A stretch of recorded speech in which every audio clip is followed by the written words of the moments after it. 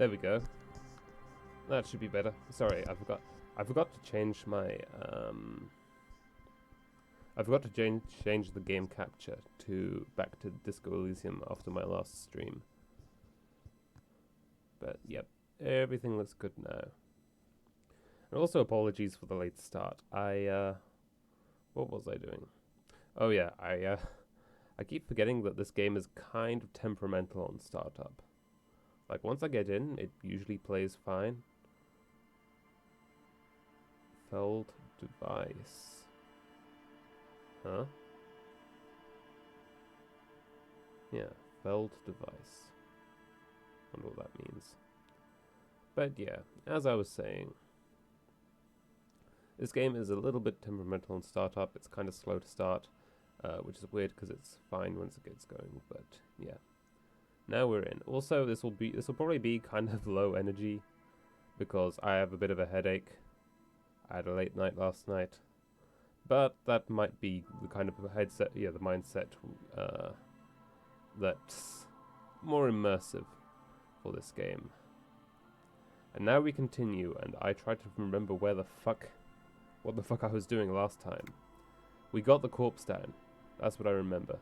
The corpse is down from the tree at last. Aside from that, low morale points into volition. That's probably going to be a good idea at some point. Volition. But yeah, I have a bit of a headache, and I'm probably going to get too hot. Because it's the afternoon now, and the sun is coming right in through my window. And I have the curtains drawn, but that only does so much. My neck. I'm gonna need to like get a setup someday that just presses a mic to the back of my neck so that you can hear my cracks whenever I do this. I don't just make these noises for nothing. Like I'm just cracking when I do this. But yeah, hopefully we can have a nice chill session of Bottle Picking Simulator 2019. Oh, are we in? There, we're in. Oh, is it raining? Kuno's little shit show. Yeah, Kuno's a living shit show. Okay. Oh, good. Are the kids finally gonna fuck off? Oh. What do you see? We've been through all of it. What am I wearing? I'm wearing glasses. I thought I saw... okay, I don't think I need the endurance anymore. Let's put that back. And let's put that on.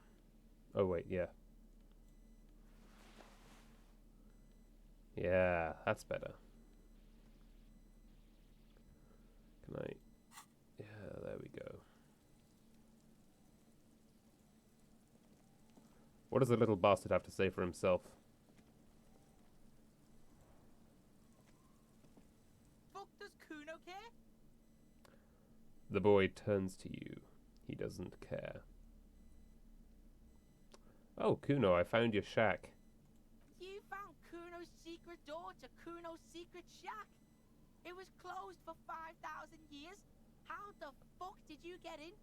Oh, awesome, I can lie to kids. Fuck yeah.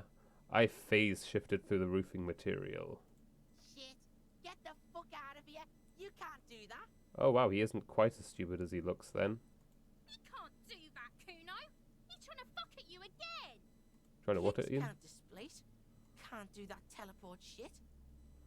He says to himself, then turns to you. How did you like it in there, pig old boy?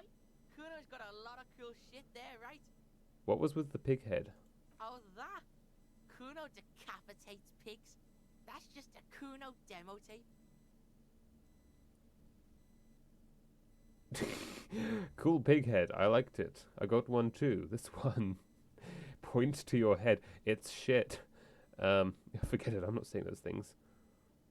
demo tape, like some kind of a musician.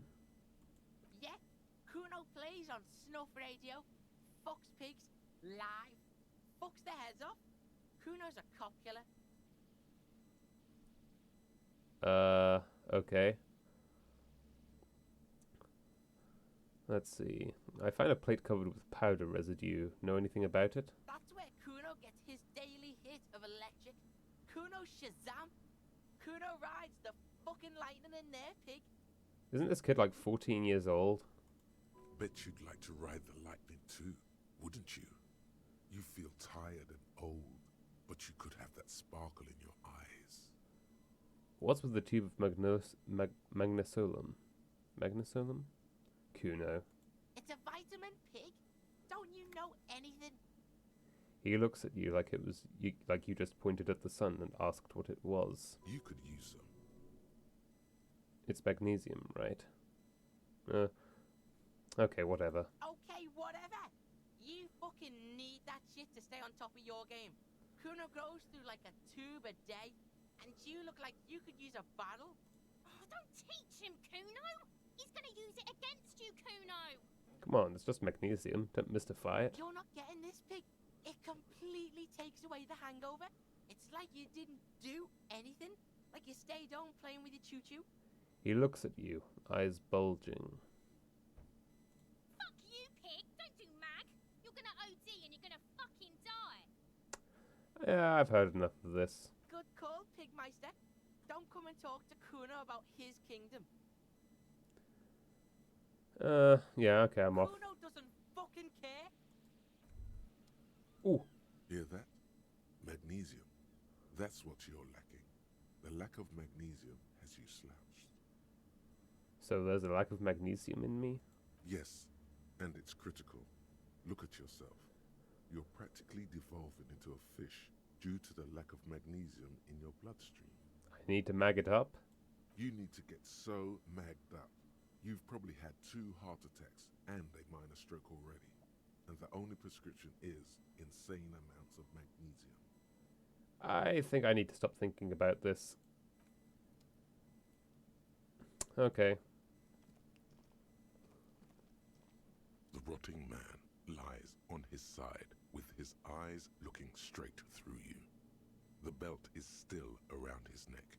His body is supine and open to intrusion by autopsy.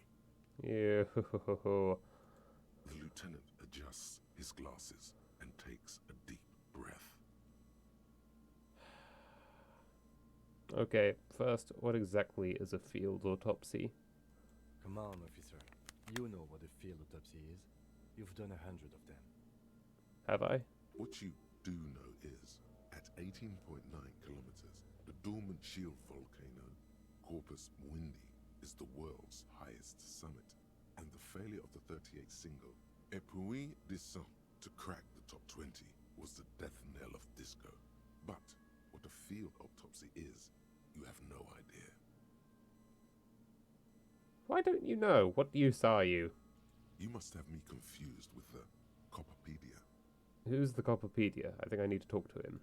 You, sir, you are the Copperpedia. Yeah, let's get back to this later. I hope we do. It's getting really late for an autopsy. Oh shit, it is getting late. Okay, let me just put on my fucking yellow jacket again. I don't want to get my nice coat messed up. Okay. Let's corpse it up. The rotting man, the lieutenant adjusts his glasses Oh, and wait. takes a deep. Okay. I wanna... There we go. Save The early, rotting save man often. Lies on Yeah, okay. The lieutenant adjusts his glasses and takes a deep breath. Okay. Come on, officer. What you do know is, at 18. Okay, let's get in there. There truly is a time for everything, even for yellow gardening gloves. However, they are lacking hygienically. I suggest you get in there in limited capacity. Fine by me. I'll ask you when I need you to. For the most part, maybe I should handle the contact and you take notes? We just fill this in, right? Show him the red field autopsy form in your ledger. That's right. Yeah. Oh, Goodest of the good cops. Achievement unlocked. Hell yeah. I'm a good boy. Open your ledger at the field autopsy form. The dead man stares in silence as you crack open the ledger. The bright red paper is covered in boxes and lists, describing the condition of his skin and organs in 3 parts. Above those, an 11-field info form needs filling out first. It begins with Begin. 1. Assistant. That's you. Okay.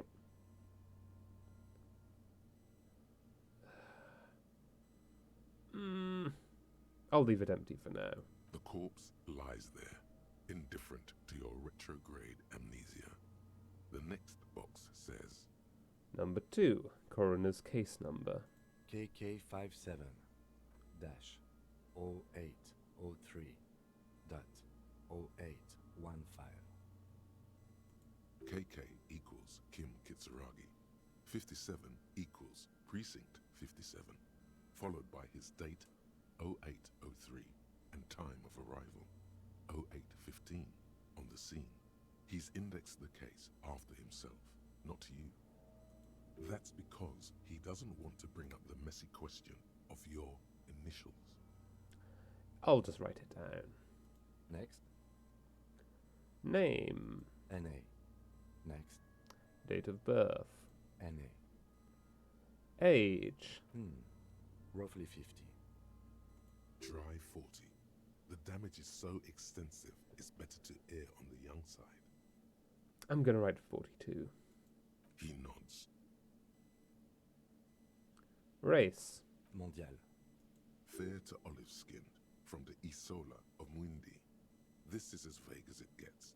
You might as well say whitish. Write it down. The pudgy mess of curdled meat looks neither mondial nor anything other. Sex. Fucky, fucky! The little monster exclaims energetically. Male. Pigs can have sex.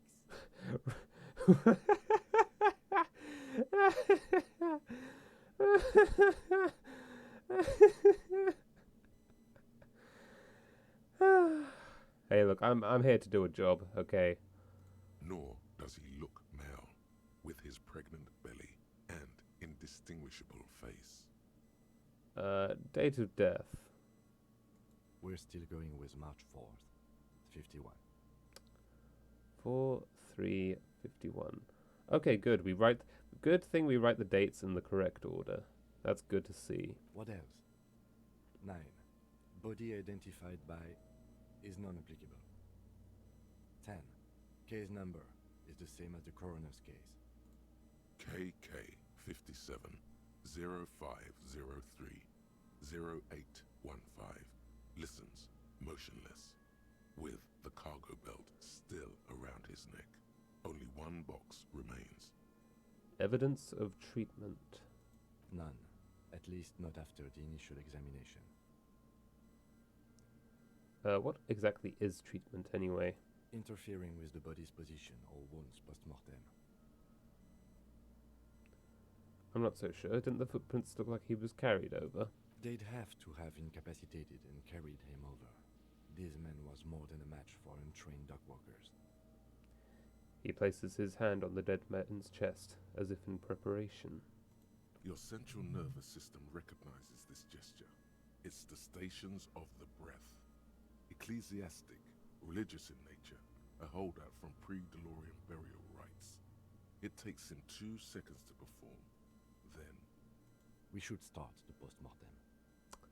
Turn the page. the corpse cannot feel Kim's hand on his chest. It no longer meaningfully interacts with its surroundings. A thicket of boxes and lists on red copy paper tries to answer why. External examination. Summary. Clothes. The deceased wears armored boots and white briefs. The make of the briefs is Babrodine, I think. Let's see. He turns the body onto its side to check the underwear label. See, it's happening. Babrodine, yes. Inexpensive. size M. Color white.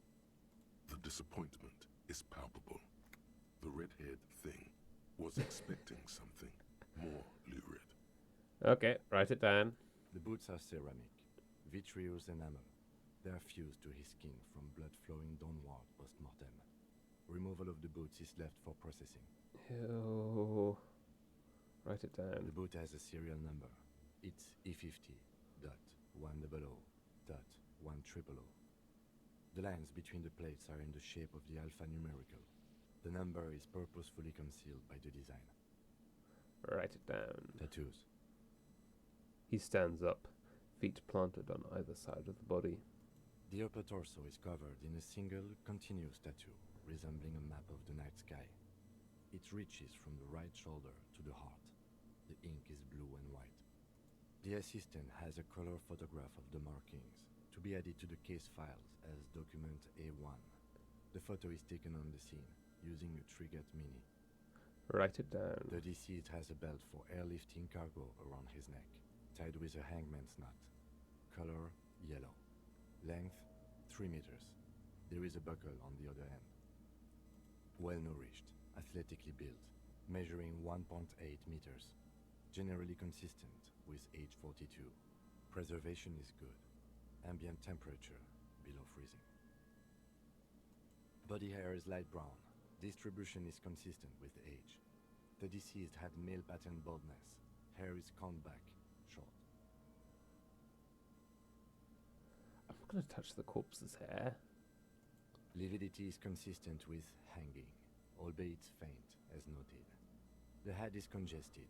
Contusions are present on the head, chest, and thighs, consistent with stones thrown post-mortem. Low velocity. Fucking low velocity? You think Kuno doesn't know what you're talking about? Velocity was fucking max. Why are these kids still here? Talking shit about Kuno's velocity. In addition, there are bite marks on the face, scalp, and chest, consistent with predation. Huh. Meant for high velocity? Fuck no. Fuck you, Kuno. You low velocity little piece of shit. Ligature mark. The lieutenant produces a small folding knife. With the other hand pulling on the belt, he starts cutting into the polyester. The stench is horrid. After a while, it's obvious the material cannot be cut. Steel wiring. There's too much of it. We need to remove the belt so we can get to the ligature mark. What happens now? We get chain cutters, then try with those. I have a pair in the toolbox of my kinema. Okay, let's go get him. Damn corpse. We had a good rhythm going. The lieutenant gets up and brushes his pants. Alright. Come on, jog. There we go.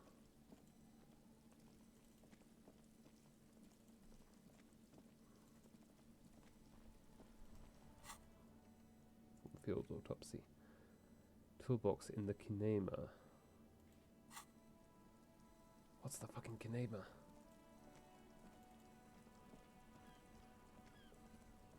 I know it's the cub. Inside, you see a set of steering levers, a radio microphone, a pull-out toolbox, and the soft glow of the fuel preheater gauge. Kim, how do I turn on the headlights? Alright. Ready? I turn, you press start. It's next to the preheater. Okay. The dashboard lights up with orange glow. The rounds per minute gauge jumps, and the engine Well, that's loud. comes to life with a whiny growl, Holy shit, that's loud. like a leopard waking from its sleep, yawning and roaring at the same time.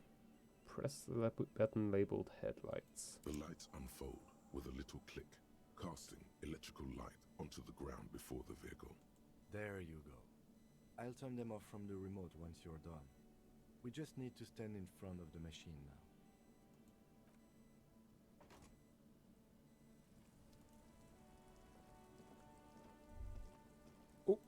As you hold your ledger's clip under the headlamp, an iridescent hologram appears.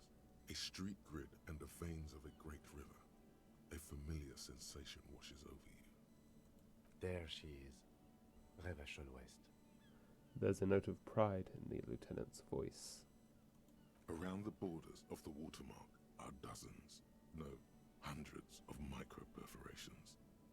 Let's look at the let's look at the perforations first. There are many of them, and they are divided into 3 separate rows. Tally them up. The first row has 18 dots. What about the next one? The next is the longest.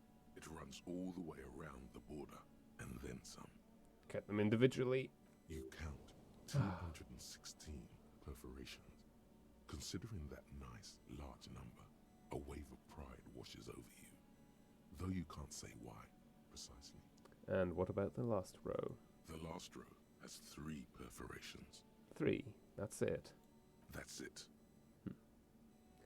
Hey Kim, what do all these holes mean? Those are perforations. They represent your record as an officer of the RCM. They are your statistics, as it were. I should have guessed you'd keep a record. Officers often do. Let's take a look. Alpha male officers who are proud of their numbers often do. It's meant. The first row represents your years of service. 18 years. Okay, not bad at all. What did you do before you volunteered? Wait, 18 years I've done this? Got drunk like a megastar? I walked the land telling whores and liars of the end to come. There are 9,855 days remaining. Probably some boring office job, the same as everyone else. I feel like I just went around apologizing all the time. Do you really think I have any idea? Wait, 18 years I've done this? That's what it says. I might have guessed even longer based on your age. What did you do all those blissful years of your youth?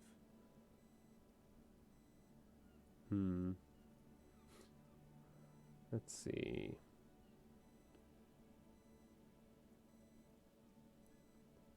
Got drunk like a megastar, walked the land.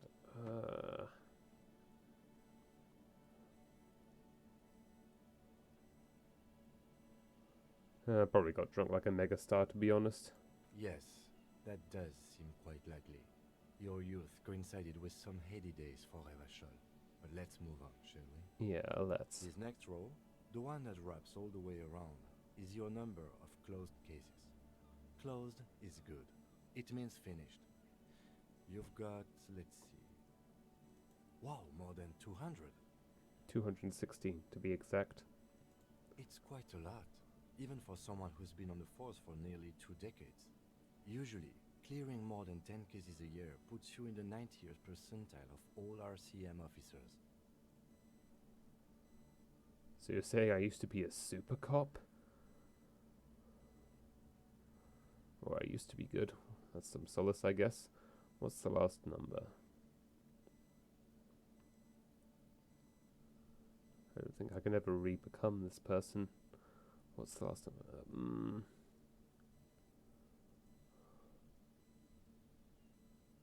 I used to be good.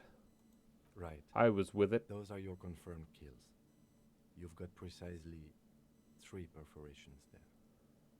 So I'm a killer. For an RCM officer, especially Precinct 41, which is in the Jamrock quarter, it's rather tame. I mean that in a good way. There are certain officers who treat their kills like some kind of ghoulish game. If they do happen to solve a case, it's usually by accident. It's obvious the lieutenant doesn't think very highly of these officers. But it seems as though you are, or at least were, one of the good ones. So we have that to be thankful for. Have you ever killed anyone, Kim? Yes. How do you handle the strain? Everyone has their own method of coping. Some more effective, or self-destructive than others. He gives you a meaningful look. Personally, I find it helps to keep up a few hobbies. Like tip-top racing? Par exemple. The lieutenant nods. Maybe I should find a hobby. Why not gardening? You've already got the gloves. He points to your yellow gardening gloves. Oh, thanks for this. The lieutenant nods. Look at the shimmering street grid. The rectangular watermark is overlaid with the logo of the RCM. And yet, the major arteries of Revachol are all recognizable. They shimmer in the Kanema's headlights. Wait. A rat brazenly darts past you and disappears amongst the stopped lorries. In the distance, a child somewhere shrieks. A woman reprimands her in a voice no quieter than the child's cry. Ah, Martinez. He smells the air and says, "Where are you on this?" Let me see. He takes the ledger for a moment and inspects it. Right here. He says, his finger near the top of the map, on a segment of coast jutting out into the great ocean.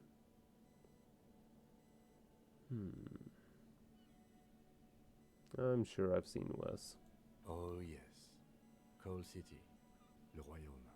The burnt-out quarter. Okay, let's go. Right. I'll go turn off the lights. He presses a remote control on the key. You can now see your statistics on your journal page, to the right of the task description. Ooh. Oh, nice. Superstar Cop 2, Apocalypse Cop 0, Sorry Cop 0, Boring Cop 0, Communist 3, Fascist 0, Ultra Liberal 0, Moralist 0, Good Cop Bad Cop 11, Honor 0, People Killed 3, Cases Solved 216, 18 years in service 18 years. So what's this about Boring Cop right here? Oh, well. Ah.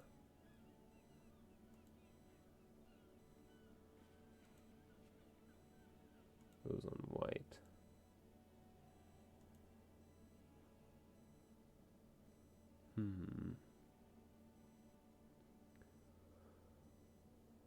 Okay.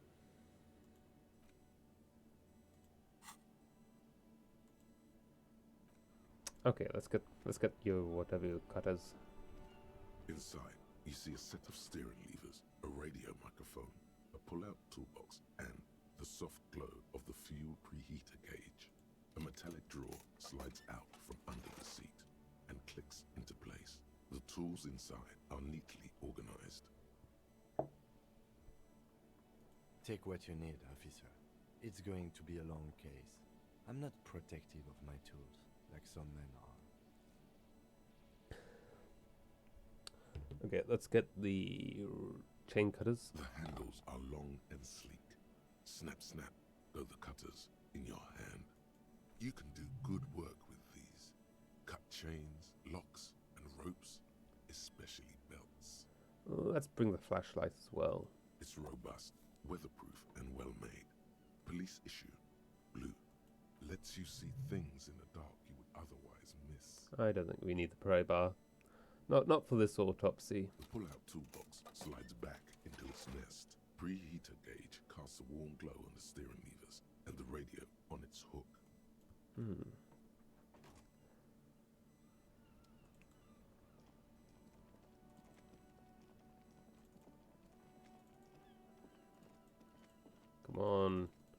Come on, whatever your name is. Get those steps in. Half an hour of exercise a day. Lies on Okay, his, yeah. The lieutenant adjusts his glasses and takes a deep breath. External examination. Now that we have the chain cutters, let's cut the belt. Cut with as much precision as you can, please. Oh, it's me, is it? See, my pig is gonna fuck his head off. No, he ain't. Your pig's a boring fuck. Yes, I'm Kuno's pig, I agree. Now let's look for a good spot to cut. The belt is equally tight around the whole circumference of his neck, swelling over the edges like white Ooh. bread rising from the east.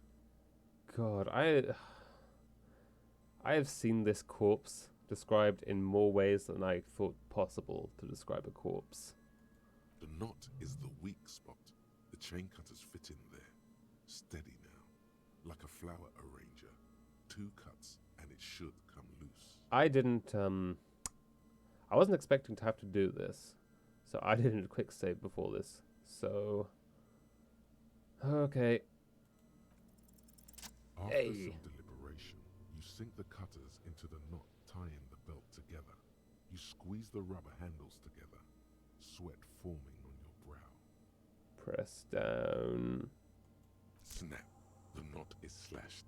Another cut and the belt falls apart like a flower bouquet, revealing the dead man's neck and the dark red ligature mark around it. The rope rises to a point, leaving a gap in the ligature mark. The suspension point is in the back of the neck. The lieutenant has kneeled closer, running his finger along the dark red groove until there's a gap. Hemorrhaging is observed on the skin, above and below the ligature mark. The mark is well pronounced, consistent with a drop from 1 or 1.5 meters. Chest is intact, normal contour. Abdomen is protuberant, pelvis intact, genitalia. He pulls down the man's underpants. Oh, fuck, that little bastard kids are gonna have a field day. No! Let's get up and see! I fucking knew it! Genitalia is male and unremarkable. No evidence of injury. I should see this for myself. No, I'll write it down and move on. I'll take Kim at his word. Back is symmetrical and intact. Upper and lower extremities are intact, but asymmetrical. There are combat injuries on the right hand, thigh, and hip. What's this? Ace is high. Lonesome long way home. Yeah.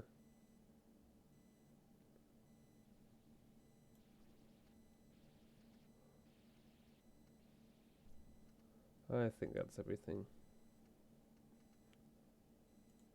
What's this? Okay. In addition, I see smaller, residual scars, too numerous to count, covering about 30% of his skin. From wounds sustained over 2, maybe more decades, dispersal and accumulation indicates long and active combat duty. This scarring is extensive.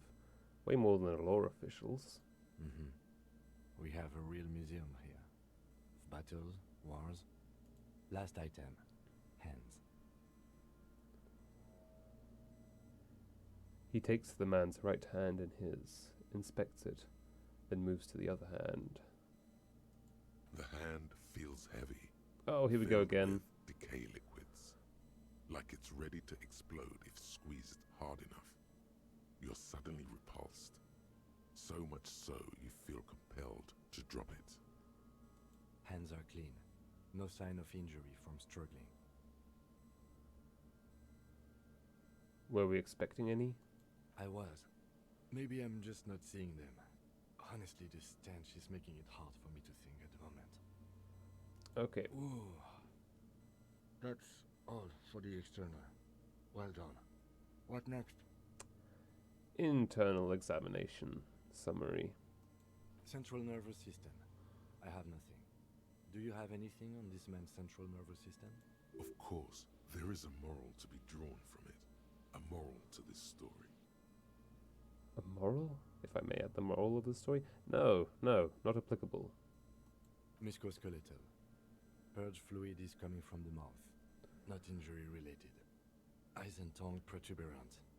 Hyoid bone. Let's see.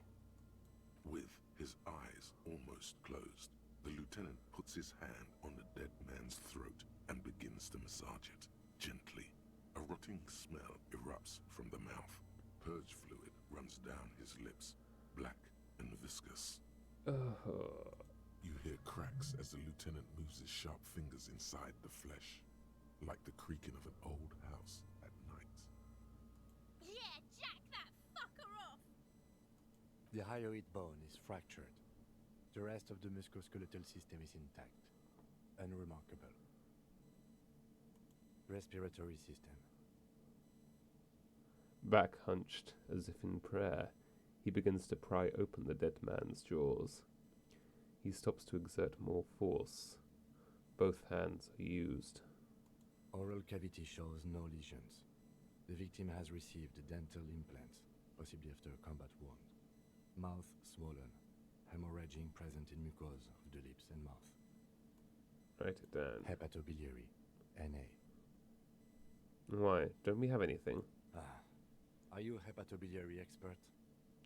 He looks at the corpse's stomach with a mixture of tiredness and disgust. Hepato means liver, and biliary, the gallbladder and bile ducts. I'll write a note applicable. Same for toxicology and serology. NA. NA. Cardiovascular. The body exhibits heavy lividity. Blood has gathered in the hands, feet, and neck. Hypostasis is visually consistent with the hanging. Gastrointestinal. He breathes a sigh of approaching relief. This is the last field in the list. He looks around to the ground, the pool of feces there. This will do. Digested semi-solid food in stomach. Voila. He touches the corpse's bloated lower abdomen briefly. Write it down, omit the voila, or write it down, keep the voila. Let's try and do it properly. What's next on the list? Description of injuries. Summary. Let's see. We have bite marks, contusions on the head and chest, and a ligature mark encircling the neck. You'll need 3 fields. Leave a 4th one too. Be thorough if you want maximum results. What's the 4th injury field for? Nothing. Just in case. Okay. Okay, number 1. Bite marks. Head, chest, and scalp bite mark injuries. Predation by birds has caused damage to the body. Odontologist does not need to be consulted. Okay. And your opinion, officer? Beneath the description, there are 2 boxes waiting to be ticked. Opinion, fatal injury? Yeah, I don't think the birds killed this guy. Non-fatal, post-mortem. Agreed. Next injury? Contusions. So, the scalp bleeds from a post-mortem head injury, a stone. The injury does not have the rim of an early inflammatory response. The perpetrator on the scene has confessed to causing it post-mortem. At maximum velocity, fucko! Low velocity, bitch. Has confessed to causing it at maximum velocity. Coagulated blood sticks to his scalp and chest, where the countless stones have hit the dead man. Beneath, the description of injury. 2 boxes. Non-fatal, post-mortem. Right. Next, Ligature mark. And finish the autopsy. a dark red abraded ligature mark encircling the neck, with a gap on the nape measuring, let's say, 7 centimeters. The hyoid bone is fractured, the cervical column intact.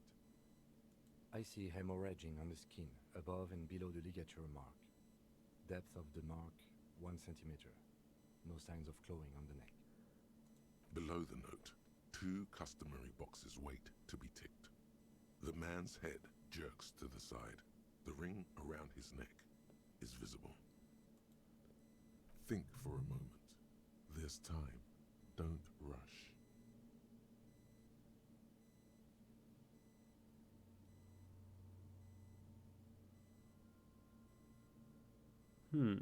Opinion, fatal injury. B, non-fatal post-mortem. So basically I have to decide whether this guy was killed by the hanging or not. Or before it. I mean, I haven't seen anything. It's my opinion. Look, if they want to do a proper autopsy, that's the job of someone else. Someone who didn't have to fucking cut this thing down off a tree. Okay, yeah, it's been a long day. It's 5:30. That's it. We have established cause of death. It's not much, and it leaves much to be questioned. But it's a start. Let's wrap this up. I pronounce this field autopsy over. First, how did it go? Well, we established probable cause of death. Some would say that's the goal of an autopsy. And what else? We were thorough with the list of injuries, too. Hey. We described them all in detail. What is there to say? Given the circumstances, it was a professional field autopsy. Nice. Done. Form field autopsy. And I have a skill point. Volition. I think I've already put a point into this. Esprit de cour. Suggestion. Half-light. Shivers. Savoir-faire. Sun with immense panache. Hand-eye coordination.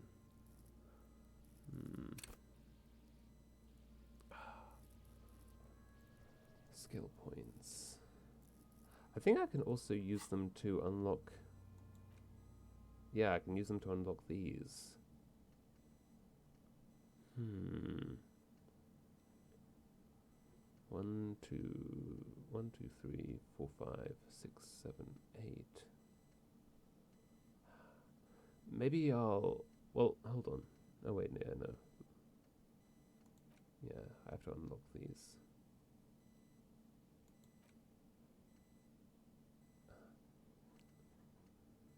Okay, I think I'll just get a skill point for now. Drama. Conceptualization. For now I'm thinking, ooh, perception. Perception, logic, and hand-eye coordination seem to be the most important.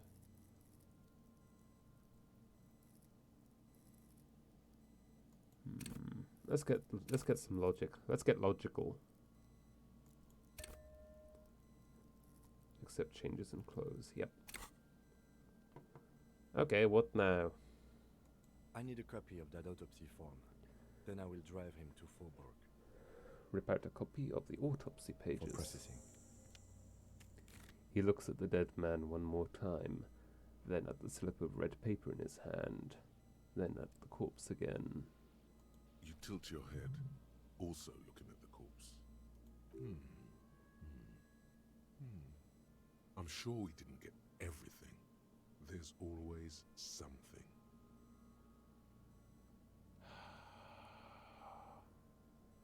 Tell me, who are you, dead man? The fish lips stay silent in response. You must be losing your mind, asking him that over. I won that roll. I succeeded that roll the very first time. God damn it. On my fucking doomed timeline. We're missing something. I told you. He is male, 40 to 50, with an athletic build. Well, let's... Well, nothing ventured. You run your Wow, hands who'd have over imagined? the victim's cold body, his limbs, his torso with its swollen organs. Maybe you should be more thorough. Look in his pants again. Look under his fingernails, like Kim already did. His fingernails have turned dark. They're chipped and quite long. There is dirt under them.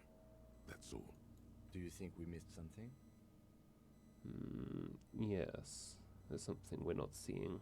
Okay, well, we are in leave of mortis here. He is disintegrating. We need to refrigerate the body if we want to conduct another examination, and we need to do it fast. Okay, where do we find a fridge for the body? It would have to be industrial in size. Let's start by asking Gart at the Whirling in Rags, and the Fritz store down at the gates.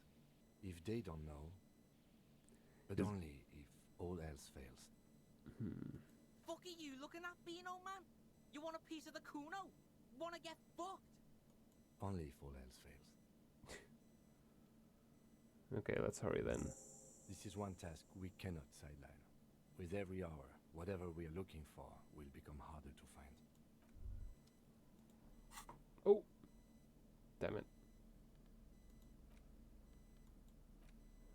Ooh, the meanest looking pair of cutters you've ever seen. Made in Gottwald by Volsham Werkzeuge. No chain, wire, nor barbed fence will ever stand in your way again. They look hungry, ready to chew steel.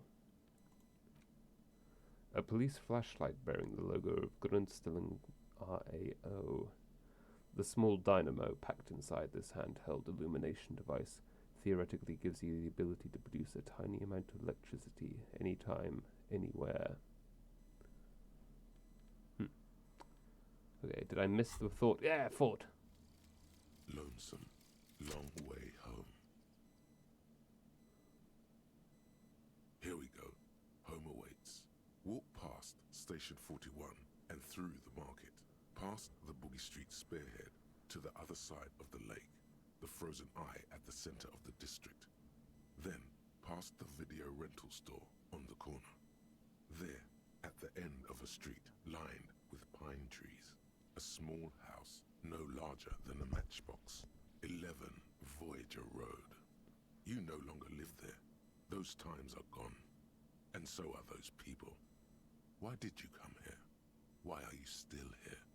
And where's the dealer? You have to get back to work. That's all you have now. Okay then.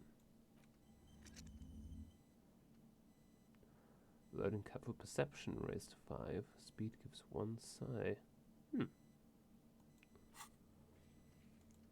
Yeah, got a fridge in. Alright.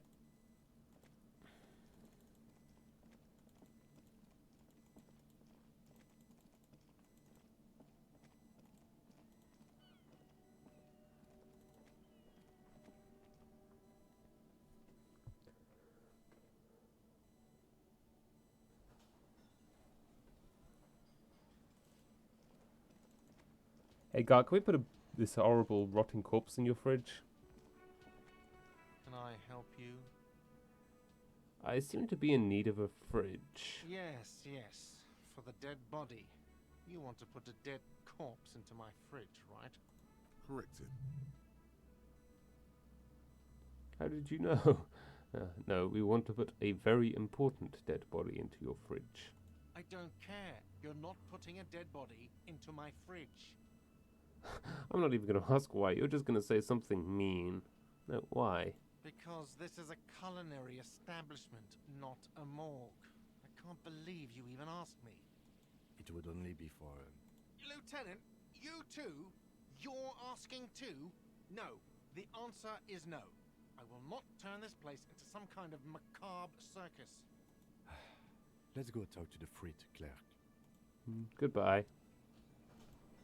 Let's just take a quick look in here. Oh. The dishes are drying. They smell of chemicals and pine trees. Honestly, there's not much that could make this kitchen worse by the looks of it. An aroma of spices, alcohol, and tomato hangs in the air.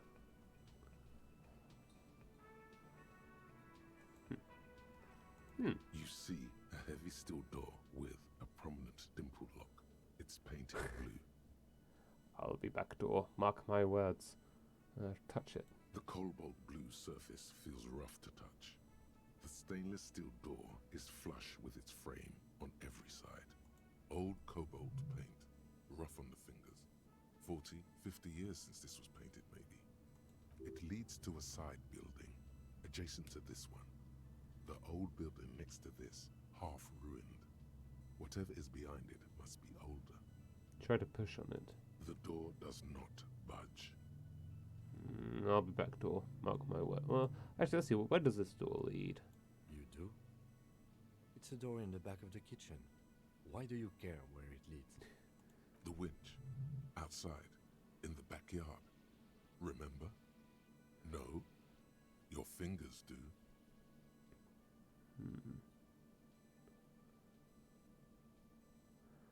There was a winch outside on the roof, like that of a small elevator.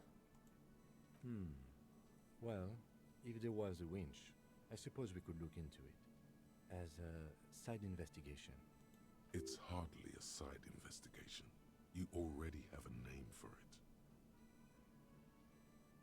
The door and main investigation will merge into a stereo investigation. If you say so. Gart is the person to ask about this. The cafeteria manager. Explore the Whirling's secret passages.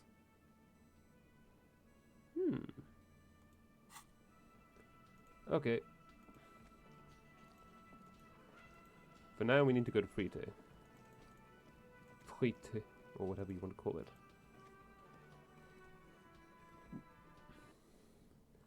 Gotta ask her to put a corpse in a fridge for us. Come on.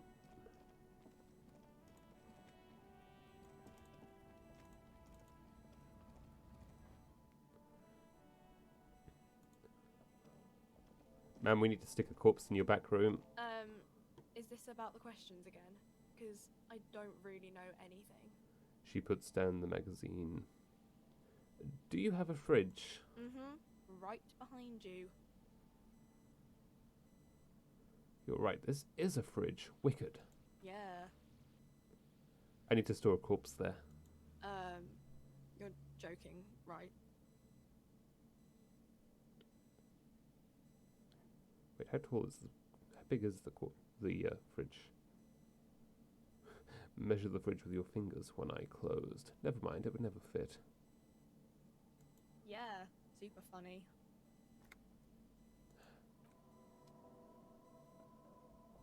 Where is it? Let's try again. Is this about the question? Mm-hmm. Right behind. You're joking. I need to store the right? corpse of the hanged man in your fridge. Okay. Oh, so it really even wouldn't fit. you know. Now that I'm looking at it, maybe a glass-doored fridge in a public grocery store isn't the best option for storing a corpse. Well, thanks, free take clerk. Okay. She returns to her magazine.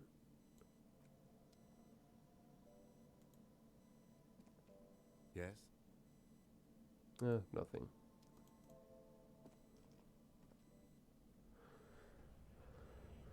Great. Stiffed by Gart and the Frite clerk. Frite? God, I hate that word.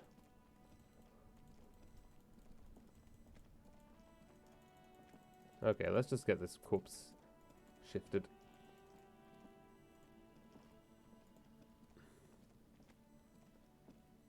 The man is decomposing visibly now. Every hour, he looks less like a creature and more like a pile of intestines. The lieutenant adjusts his glasses and takes a deep breath. Take him away, boys. If you think so, officer, I'm not going to object. I should have saved. I need a little help for carrying him to the holding pen of my kinema. I'll take it from there. Then what? It's too late to take him into processing today. I'll take him first thing tomorrow.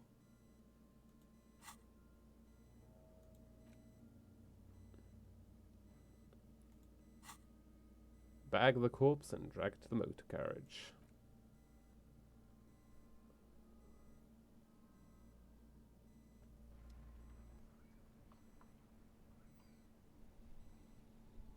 Okay. 5:40. Yes?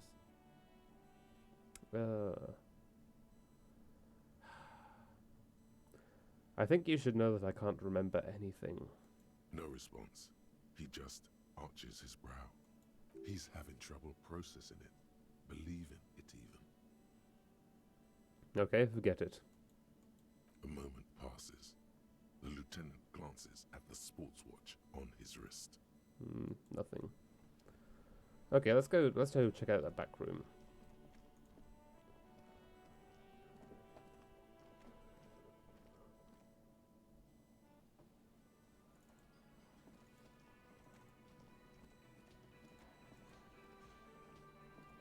Can I help you?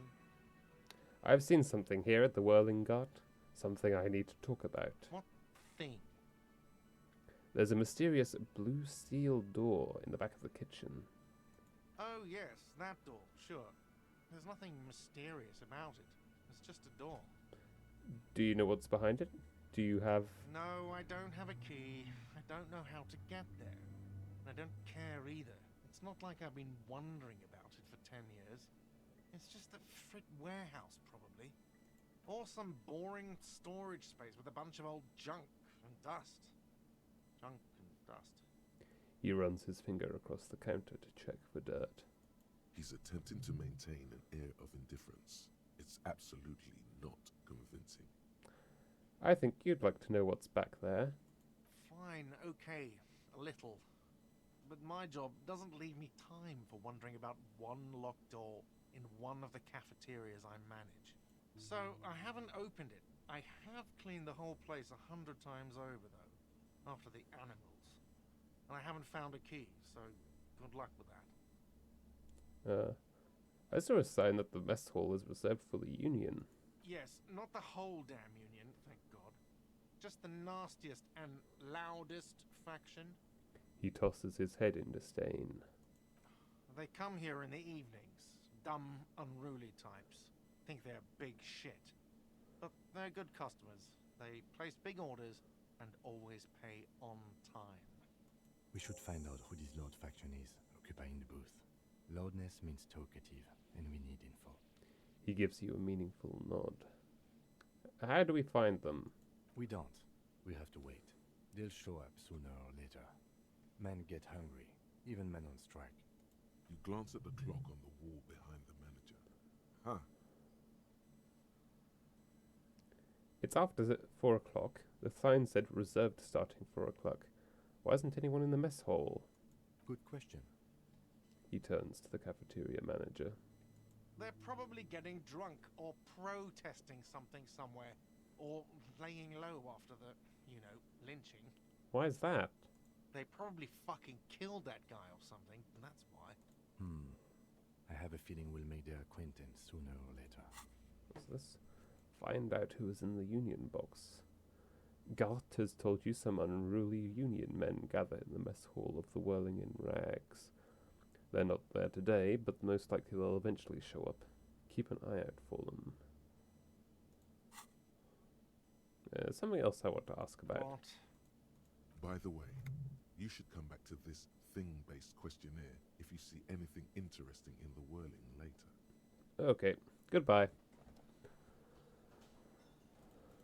Okay, Kim, you better drive that corpse to the station or something before it starts to stink out your car. Oh, hang on. I don't have to, hold on. I don't have to wear this stupid, monkey suit anymore, do I? There we go. Now I'm looking snazzy.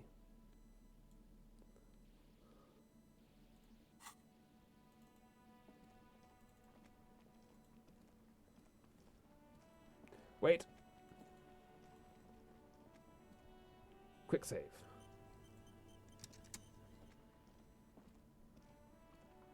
Inside, you see a set of steering levers, a radio Where's the microphone, corpse? a pull-out toolbox, and the soft glow of the fuel preheater gauge. Tap on the fuel preheater gauge. As you tap on the gauge, the indicator pin jerks as if startled.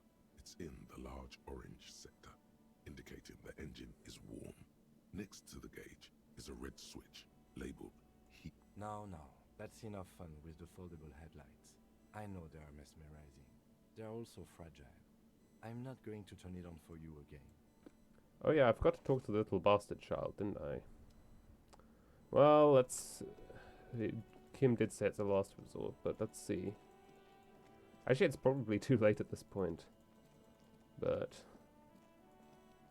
yeah, sulk there, you little monkey. Fuck does Kuno care? Let's talk about your shack again. The fuck do you want with it? Oh, nothing. Good call, Pigmeister. Don't come and talk to Kuno. The fuck about it? More about this You're later. testing. Get lost. I was going to get lost, but because you said that, I think I'll just stick around a bit longer and bother you. Who's Kuno? Kuno's Kuno, pig? It's always Kuno, never I. Clearly the kid's using the third-person perspective as a shield. Interesting. You refer to yourself in the third person to distance yourself from the situation. Kuno doesn't do that smart shit. Don't throw that bullshit at Kuno. Kuno knows you're lying. Trying to get Kuno hooked on the book. Watch out, Kuno! He's trying to fiddle you! He's gonna put his hands on you! The thing behind the fence starts squealing, shrill and violent, like a fire alarm. Help! Pig's got Kuno! Help! Rape! The sound gets louder as the child shouts at the windows overlooking the yard. God, you're a horrid little bastard piece of... Help! He's got the Kuno, help! Actually, you know what? If the people around here, like, know what these creatures are, if they are familiar with these horrid little bastards, they probably know that they're full of shit anyways. Everyone can hear. You need to get the hell out of here before. Just answer the questions. Help! He's digging his dick out! Escalate, Kuno! His dick is out! You're afraid! Pigs in in, Kuno! Somebody, please! It's full blast now. The wind carries the message far and wide across the Martinez. Come on, are you gonna believe... Look, okay, I know we're hardly the most reputable looking guys here, in spite of my snazzy looks. But come on. Come on. How did we get here? How did this happen? This makes no sense. There may still be a way out. Just appeal to his reason. Here's a reason. I don't think that's gonna work. Physical instrument, God. So tempting, but if I had higher odds, I'd be tempted. Oh, don't punch him. It's a bad idea, I guess. Bad, but tantalizing. Look. Kuno whispers as you retreat, vanishingly silent. For emphasis, a ghost is saying this. A shit-eating psychopathic ghost with an ace up his sleeve. What I the know fuck? you wanted to hit me. You got that I'm gonna fuck that Kuno up look that Kuno's dad gets. The murder look. The rage look. I fucking wonder why. Relax. He can't read your mind. He doesn't know you were thinking that. There's a dead body, remember? That's what you were doing here. You're a cop on a case. How do you know that? You can't see inside my head. Can you read my mind, Kuno? Yes, but I didn't act on it. It was just a fantasy. Oh, wait, I'm talking to the kid? Oh, wait. Oh, am I talking to myself here?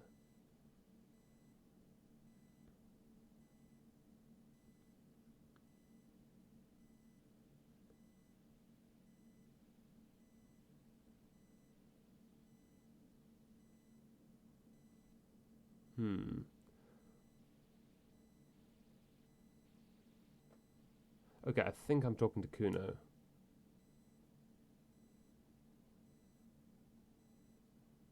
Let's get back to the interview. I know what you thought. I'm gonna fuck that Kuno up. I'm gonna shut that shit down. You know what? You should've, because now He raises his voice again. you're nothing. You're a joke to Kuno. Kuno laughs at you. King Kuno! Why did we even let these kids hang around here? Kuno turned you into his prison, bitch! You're gonna be in this shit with Kuno! No, you're not. We can just leave. Bitch, you're gonna be in this shit with Kuno forever! The pipo-headed critter doesn't let him finish. A peepo is a type of hat, by the way. Nice peepo. You don't talk to me about my fucking people! You don't know where I come from! You're just Kuno's bottom bitch! Okay, I've had enough. Ugh, talking to those kids is like pulling teeth.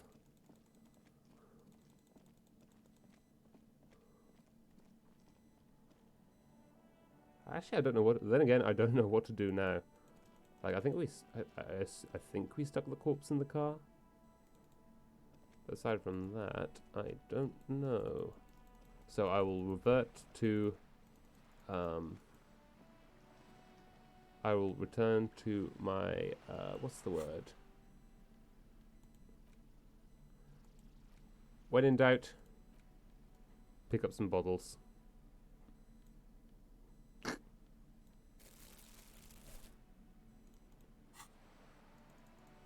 Where are the bottles?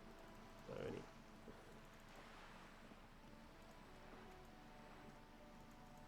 Ah, there's nothing here.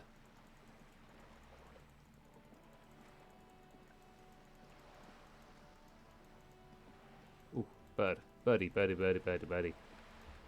Oh, I can't look at it.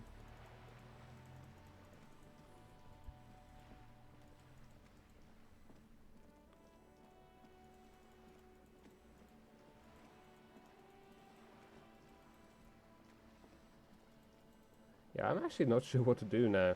Oh, hello, there's a fella. A striking woman Oh. leans against the cabin top of her sailing boat, smiling as you approach. Her green raincoat glistens with droplets. A silk scarf is tied around her throat. A gilf? Good afternoon, officers. I'm Joyce. She extends her hand in greeting. God, even I'm already feeling like healed after speaking to the horrid, like, children, I guess. Ugh, I hate those things. Joyce L. Messier. I represent the board of Wild Pines, the owners of the harbour. You gentlemen must be from the RCM. She steps closer and holds her hand out over the railing. I'll shake her hand. I'm glad to see you here. Her grip is tight and cold. Like steel. There is strength there. If she wanted, she could sink her nails deep into your skin. I was dispatched to handle a strike, not a lynching. Anything I can do to assist the RCM in this matter, I will, gladly. That is good to hear, madame. My colleague will take the lead on this interview. I should let you know that he is recovering from an unusual medical episode. Very unusual. But I can assure you of his ultimate competency. It happens quicker than a shooting star. But did the lieutenant just wink at you? Hey. How interesting. I wish you a swift recovery. In the meanwhile, you have my full cooperation, and the full cooperation of the Wild Pines group. You're on a boat. Yeah, what is she doing on a boat? Why, yes I am. She looks at the deck under her feet. Green and white sails have a name. Wait, I was fucking reading this bit whilst I was still here. Hold on. She looks at the deck under her feet. Green and white sails flutter overhead. Not a lot of people on boats, are there? Of course there are. We're on an archipelago. How else are you supposed to get around? Wait, we're on an archipelago? Yes, we are. We are on Le Caillou. Technically, the neighboring Ozone and Fas Alamer island groups are archipelagos, while La Caillou, by contrast, is a single fertile landmass, the fourth largest island in the world. It is not an archipelago. Still, I haven't seen anyone else sail a boat around here. I haven't seen anyone else drive a souped-up Capri Kenema motor carriage either. Actually, that motor carriage has been specially issued to serve as a patrol and pursuit vehicle. It's for crossing long distances in the greater Ravachol industrial harbor. It's not a toy. Neither is this. A toy, I mean. It's a machine for crossing long distances in the Bay of Revachol, between the city and the islands. You need to make this lady admit she's only riding around on this boat because she's rich. Why? Why what? Stop thinking. Take her down. It'll come off like I'm envious, and I'm not. Why am I even thinking about this? I have police work to do. No, I am kind of envious. I would like to be on a boat. But I've work to Have do. it your way. Does she have a name? The boat? No. It is called Cor de Lady 19 because that's the type of sloop it is. How do you like it? My sloop? I like it a lot. It's the eel's hips, baby. What? The eel's hips. I'm enjoying this part of the interview. It has so little to do with the murder we're investigating. Okay, thanks, Kim. Okay, I think I have a handle on the boat thing. Good. Tell me about Wild Pines. What do you do? What we do? I'm afraid I don't speak for Wild Pines as a whole. It's a giant undertaking. There was a touch of discomfort there. She wants to merely represent. So what do they do? The Pines' core competency is logistics. Container shipping, freight, that sort of thing. See those airships there, blinking? Those are the shipping side of things. And that is the terminal. Another subdivision deals with energy, oil and gas exploration, offshore platforms. The Wild Pines Group is one of the original Revacholian Indo-tribes. Companies awarded royal monopolies by the king, the suzerain himself, centuries ago. The king is long gone, but several of the Indo-tribes remain. Who are the other Indo-tribes? Saint-Baptiste, Elysium, an unknown entity known as Brightest Star. You're in good company, it seems. Why, thank you. She does not register the real meaning of the remark. How much money does Wild Pines have? I'm not at liberty to discuss the company balance sheet, but I can tell you that last year, the company booked more than 20 billion real in revenue. Numbers like that mean nothing to me. The money I owe is so much less than that. Wow. 20 billion is a large number, but the conglomerate employs 72,000 people. They all need to be paid. Then there are capital improvements, interest payments. A wave hits the sloop. She grasps the mainstay for balance. A conglomerate the size of the Wild Pines is like a shark. If it stops moving, it will die. Then what becomes of those 72,000 families? It's a tremendous responsibility. Where does Wild Pines get all these billions? They started as an exploration and cargo fleet conducting trade between the Samaran and Insulindian Isolas 250 years ago, when pine ships explored the South Seminese and charted Lormentang on behalf of the suzerain. Centuries of care, deliberation, and madness have gone into this endeavor. Vessels pass through the great unrest to re-emerge with apricots in tow. The logic of the system is totalizing. It's taken everything from its employees to build it. Well, what does such a huge system want with a place like this? You mean aside from being the terminal's legal owners, who are responsible for moving 8% of the world's cargo? You don't keep it moving, the workers do. The company is nothing without them.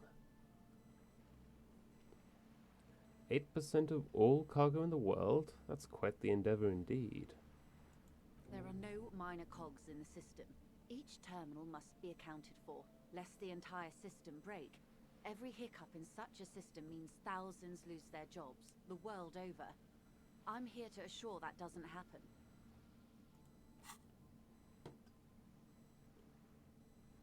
What's the 15th Indo-tribe? Temporary research bonus, none.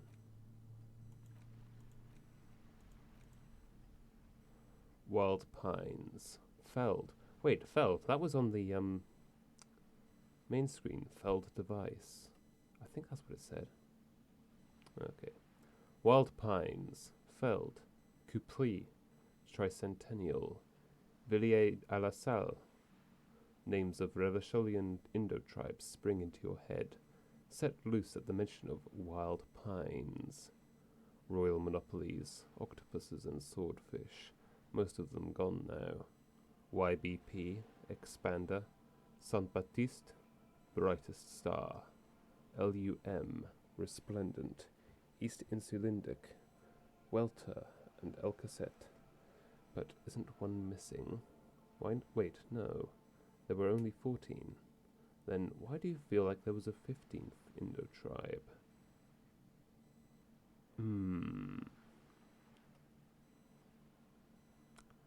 I think I can think about the 15th Indo-tribe. Guillaume le Million.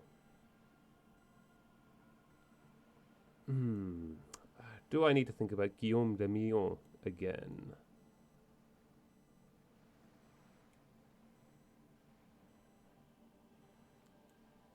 I don't think I need to keep them around. Okay, let's... I don't have enough skill points. I can't forget Guillaume le Million. Oh shit. Wait, so forgetting things costs a skill point? Oh, that's interesting. Do not have a skill points. Oh, I literally can't do this. Okay. Hobocop. Okay, that's interesting. Well, I guess we'll have to shelve the 15th Indo-tribe for now.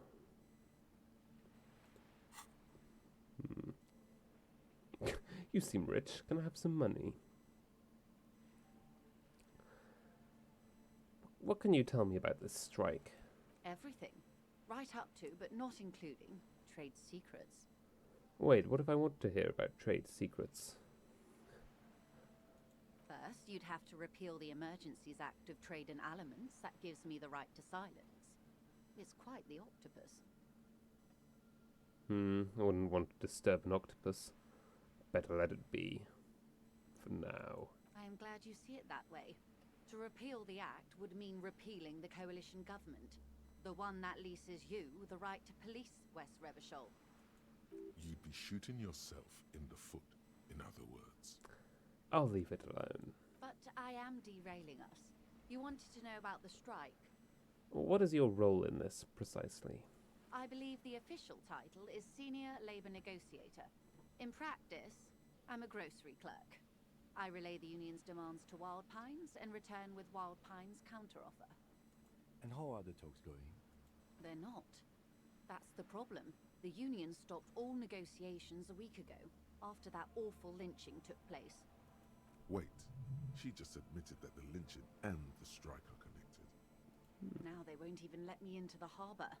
There's a 2-meter 20 racist behemoth blocking the gates. Oh, you mean Measurehead. Yes, Jean-Luc Measurehead. She leans back and rolls her eyes. So the strike is connected to the lynching. Yes, I believe there is a connection, but that's a subject for later. Her eyes narrow. How were talks going before the lynching? Let's say I was not making the kind of progress I'd hoped for when I first arrived. And when did you first arrive? I arrived 3 weeks ago. Yes, in the middle of February. The bay was still partially frozen then. I prefer to do these things on site, like the RCM. But the strike began in December.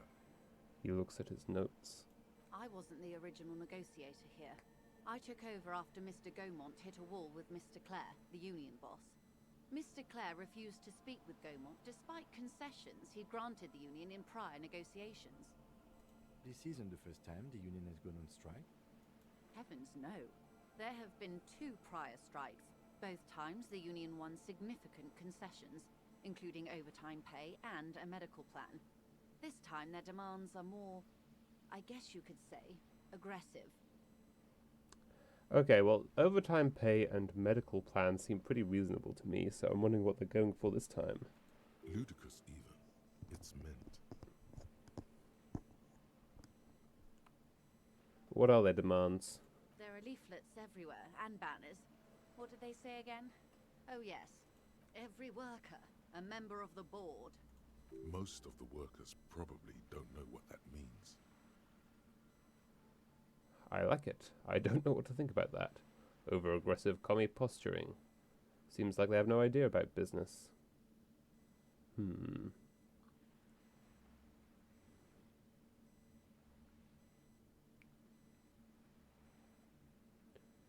don't know what to think about that. I like it. I'll remain neutral for now. Fortunately, they explained it. Every time the Wild Pines group makes a decision about anything, it needs the signature of each of the 2,200 workers in its Martinez terminal. Just so you understand, this is but one of 22 terminals owned by Wild Pines. Essentially, not only are they kings of the company, they are also kings of the 72,000 employees of Wild Pines Group.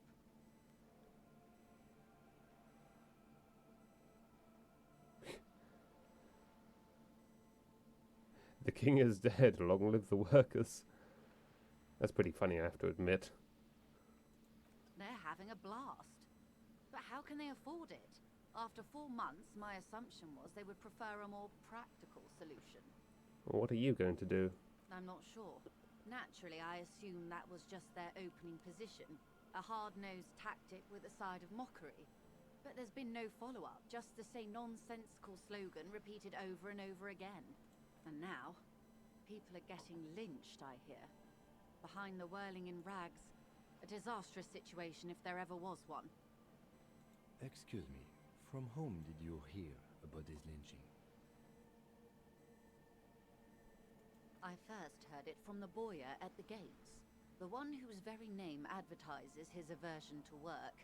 I think he said it was, "Call me mañana." This checks out. No, wait. The chief negotiator heard it from a man at the gates. Surely the Wild Pines group has more effective channels of information. After all, 2,200 people are on strike. Holy shit, did I win This that is a with that? big deal for them. Did I win that with like a perfect result?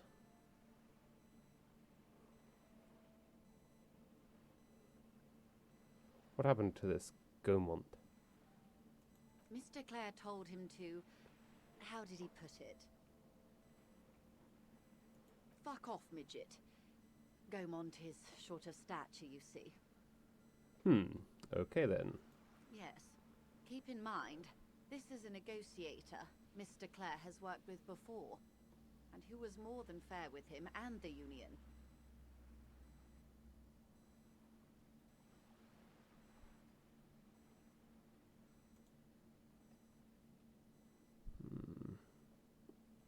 The scabs at the gate, did you put them there? The scabs? You mean the huddled masses of Jamrock, come to plead for work where the Union refuses to? Don't let her answer it herself. No, I mean scabs. Oh wait, let's call them strike breakers. You put them there, right? If these strike breakers were organized by Wild Pines or its affiliates, then it would be a company secret. I could not share it with you. Not yet, at least. It's implied. She's open to discussing this matter with you at a later occasion. What do you think of Everett? Everard Clare is a man of the utmost integrity. If you can say one thing about him, it's that he always puts the interests of the workers first. Really? Of course not. Everard is fantastically corrupt. I imagine he has a thick, viscous goo where you and I have blood. Yeah, I've seen a lot. I've seen enough thick, viscous goo for one day. If you were to prick it with something sharp, you could see it oozing out. A knife, maybe? No, a rapier. That's Everett, all right. He is the most corrupt individual I have ever seen, and I deal with men like him for a living. If there is anyone more venal, more irredeemably nepotistic, then it's his twin brother, Edgar. Wait, there are two of him? Now, I remember hearing something about this Edgar. Have you seen him? No. Edgar looks exactly like his brother, except for that lazy eye. He also talks exactly like Everard does, and when one's term as foreman is up, the other takes over. It's how they circumvent the term limits, you see, with a funny little switcheroo. While in office, they've embezzled God knows how much of their workers' dues. What about the Union itself, outside of the Brothers Clare? The Débardeurs Union was once a perfectly normal institution. 20 years ago, anyway. It must not have been easy to establish under the Emergency Act, but they did it. I can respect that. Organised labour at its best, as they say. Then something happened in the local chapter elections. The Brothers Clare came and transformed it into a... how do you say? A mob. The Débardeurs are a crime syndicate. Sad as it may be, we are forced to cooperate with them. Refreshingly honest, officer. The company has tried appeasing in the past, but I'm afraid our concessions have only emboldened Everard and his brother. And your opinion, detective, if I may ask? I'm a curious and talkative person, you see. Would you say the Débardeurs Union is... An effective advocate for the rights of the local working men. A giant leech sucking the life out of the Revachol. Basically a socialist mob. I prefer not to have an opinion on these things. Of course, officer. One more thing.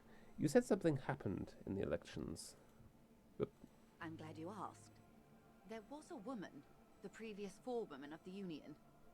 She disappeared. Disappeared? Yes.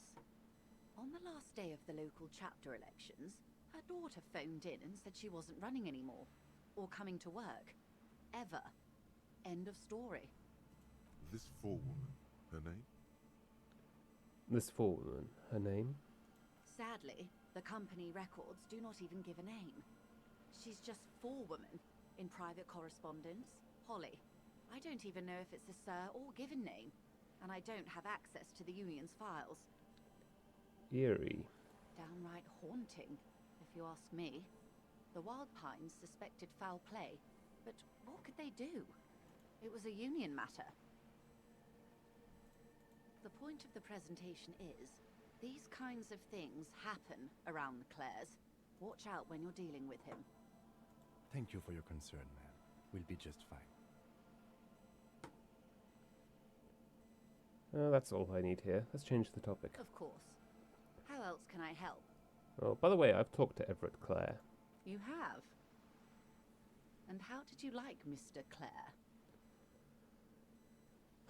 I didn't. He's a beautiful man, beautiful and just. Everett Clare is a hero of the workers' movement. He is the champion of Swampfield. He is a bloated rainbow socialist. I can do business with him. For a socialist, he's reasonable. He is not the champion I had chosen. I wish to swear fealty to you and the cause of capital.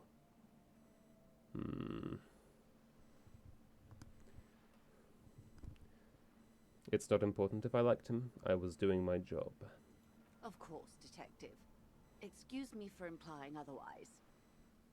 The RCM does not pick sides in this. I hope it doesn't come off any other way. Of course. And I don't expect you to share anything he told you with me. I'm not a corrupt verm myself. However, if you felt like discussing something... One sec. I just need to...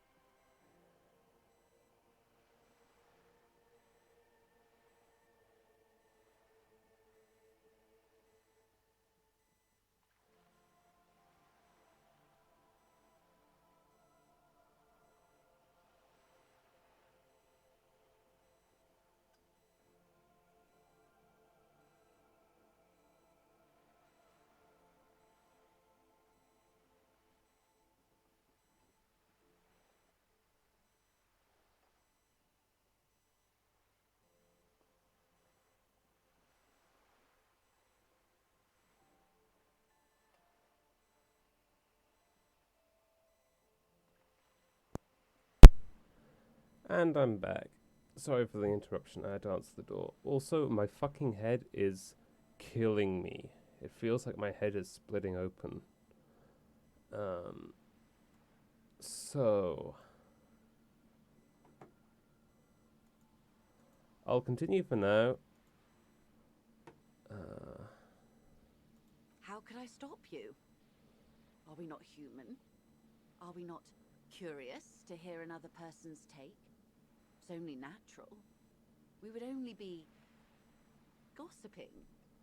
So yeah, I was hoping to go for like at least 3 hours today, but we'll see. Intellectually speaking, it would be quite interesting to hear what she has to say about these things. I'd rather talk about something else for now, if you don't mind. Of course, Detective.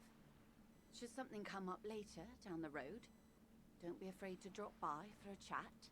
Until then, is there anything I can help you with? Well, what can you tell me about this lynching? Quite a few things, I'm afraid. She falls silent for a moment, contemplating something.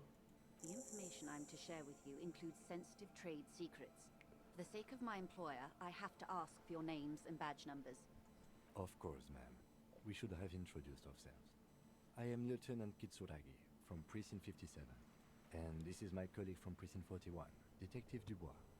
I'm afraid Harry doesn't have his badge at the moment. I hope mine will suffice. Oh, and what happened to yours, Detective?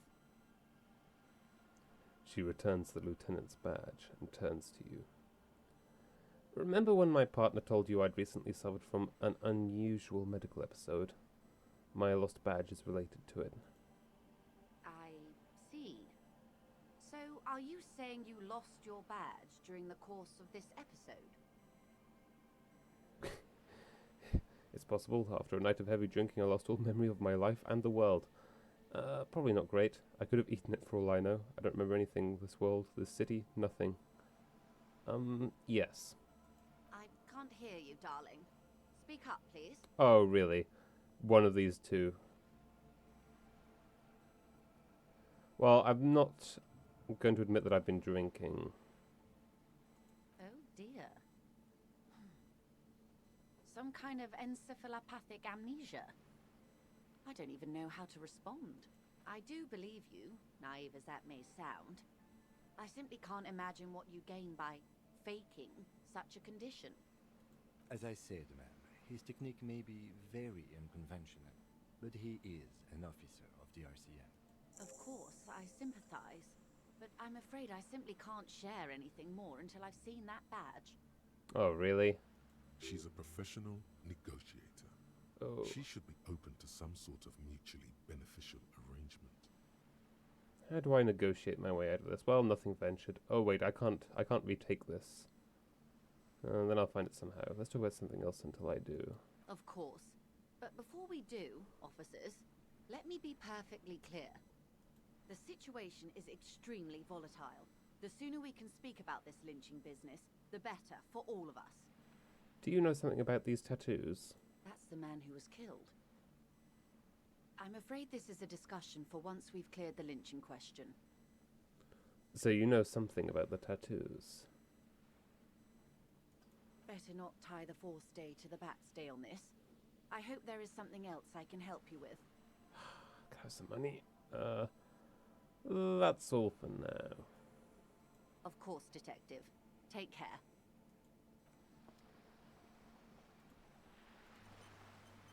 Oh, okay.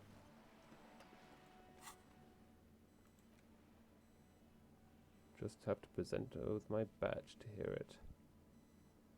Perhaps if you did her a favor, she could waive off the formality.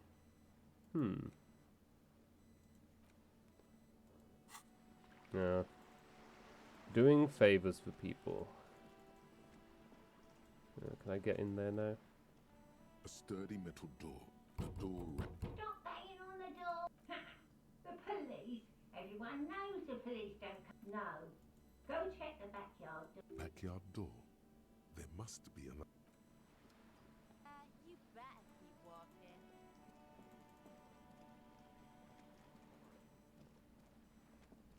Jog, Harry, jog.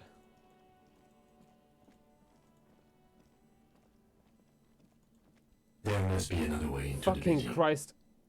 So much for a quiet smoke. So fucking much for a quiet smoke. God, I forgot that happens. Ugh, Kim, why do you have to come up and whisper in my ear for that?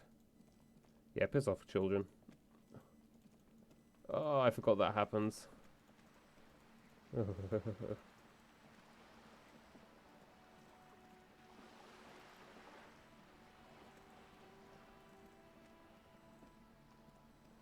Okay. There's the old men. What's down here? Ooh, thingy. What's that? An ancient fountain. It doesn't pump water anymore. There's a tree in it.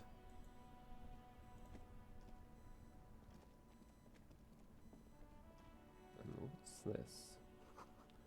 Tire tracks leading onto the roof. The slush and rain has almost washed them off.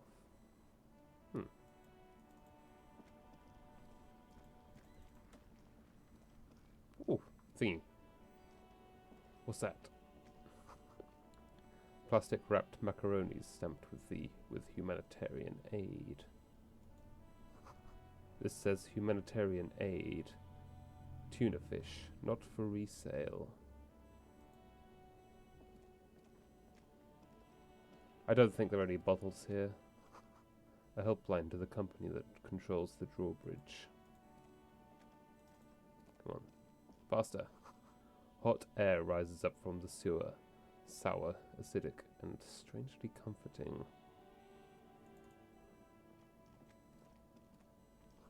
This says food gift from the people of Messina.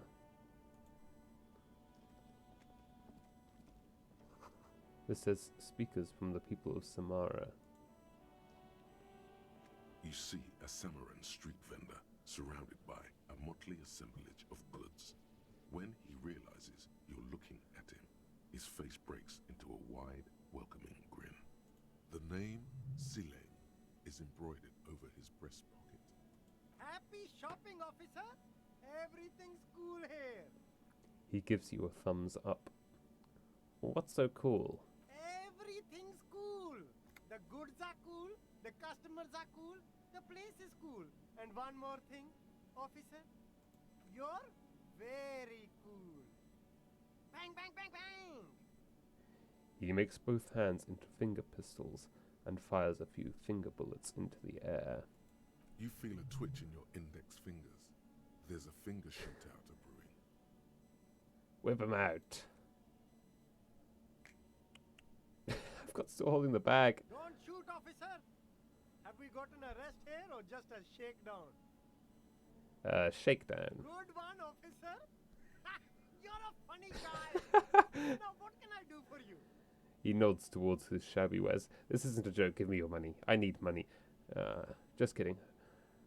I'm really here to shake you down for some answers for official police questions. Then fire away, officer! Oh, okay. Persuade him to give you some money. Why am I shaking down this guy, poor bastard now? Finger pistols. -2 savoir-faire. Snapping doesn't help. You were promised a gun, that much is certain. This is why you became a cop. Yet here you are, loitering around with idle hands like some sorry-ass loser from the street. Suddenly you're supposed to be solving cases by, what, like talking to people? How are they going to believe that you can protect yourself, and them, from savages without a firearm? This ain't right. You need to think around this problem, and you need to snap your fingers at people as you do. I like how I can like allot time and headspace for a debuff. -2 savoir-faire. But at least it's quick.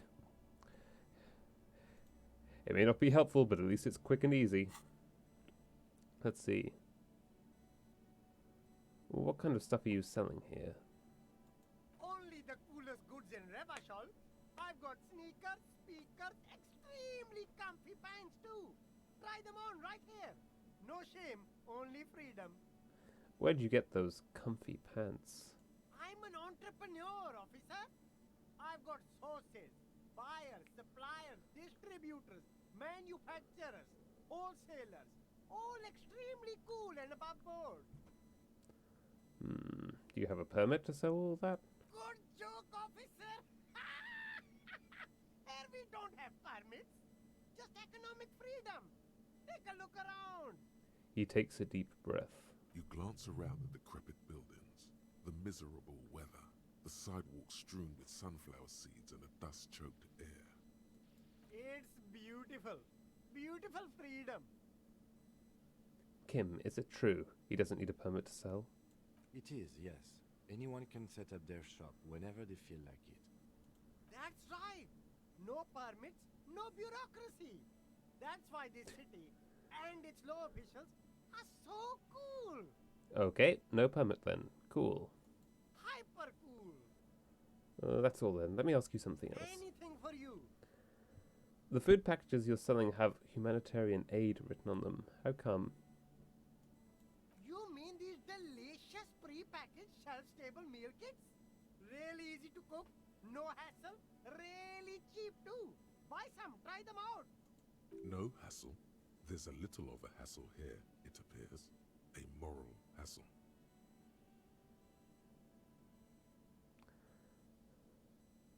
I think one said not for resale on the packaging. No problem here, officer. I get all this from one of my suppliers, an extremely reputable guy. Wait. Humanex. Humanitarian aid. Does your supplier drive the Humanox lorry over there? Point at the lorry with the big Humanox sign on it. What? The street vendor looks over his left shoulder and stares at the lorry, as though he's never seen a lorry in his entire life. A convincing performance. Bravo. Look, officer, I'm just a retailer. You'd have to talk to my supplier if you got questions about the supply chain. That's how the game works. Interesting.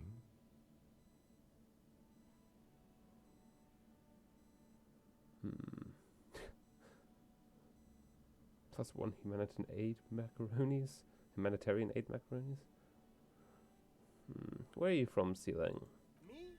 It's a boring story, officer. Who cares about the past? I'm all business now. All Revachol. This man probably comes from Seaguy, sometimes known as the Apricot Suzerainty, an archipelago in the Samarran Isola.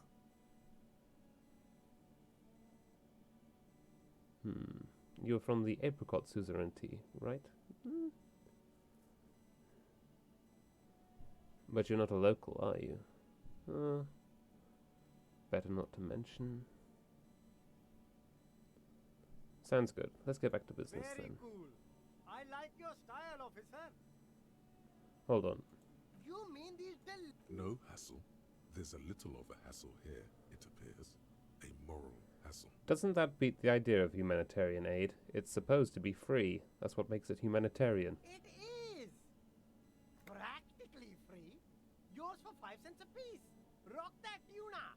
Why not some macaroni too? Don't play games with me, Hawker. What's going on? No problem here, officer. Wait. Humanex. What? A convincing performance. Look, officer. Interesting. I'll look around, thanks. Oh. Oh, it's got the, backyard wall. Rhetoric challenging. And breakthrough imminent on my, oh, fuck. Okay, I guess I can't do that. Aces high. For the rest of the world, the Aces High is just a cool Revachol thing, politically neutral. In Revachol, it still holds revolutionary connotations. Also, have you looked at Lieutenant Kitsuragi's clothes? He wears a bomber jacket, just like the ones worn by aerostatic brigades, and those cargo pants could store tools for hotfixing your aerostatic. Maybe you should ask him about this. Maybe I will.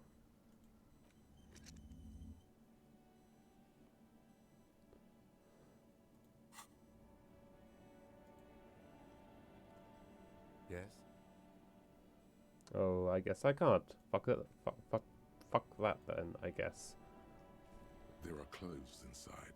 Cheap second-hand clothes, smelling of strangers' body odors. Don't be shy.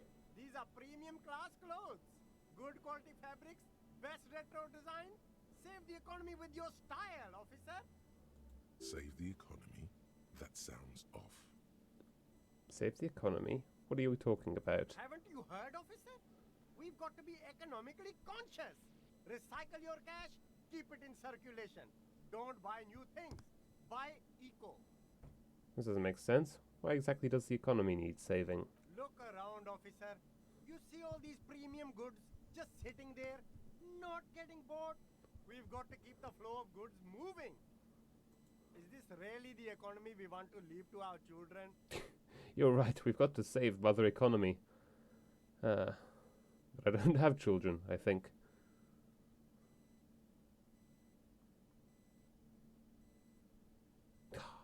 See, I was so...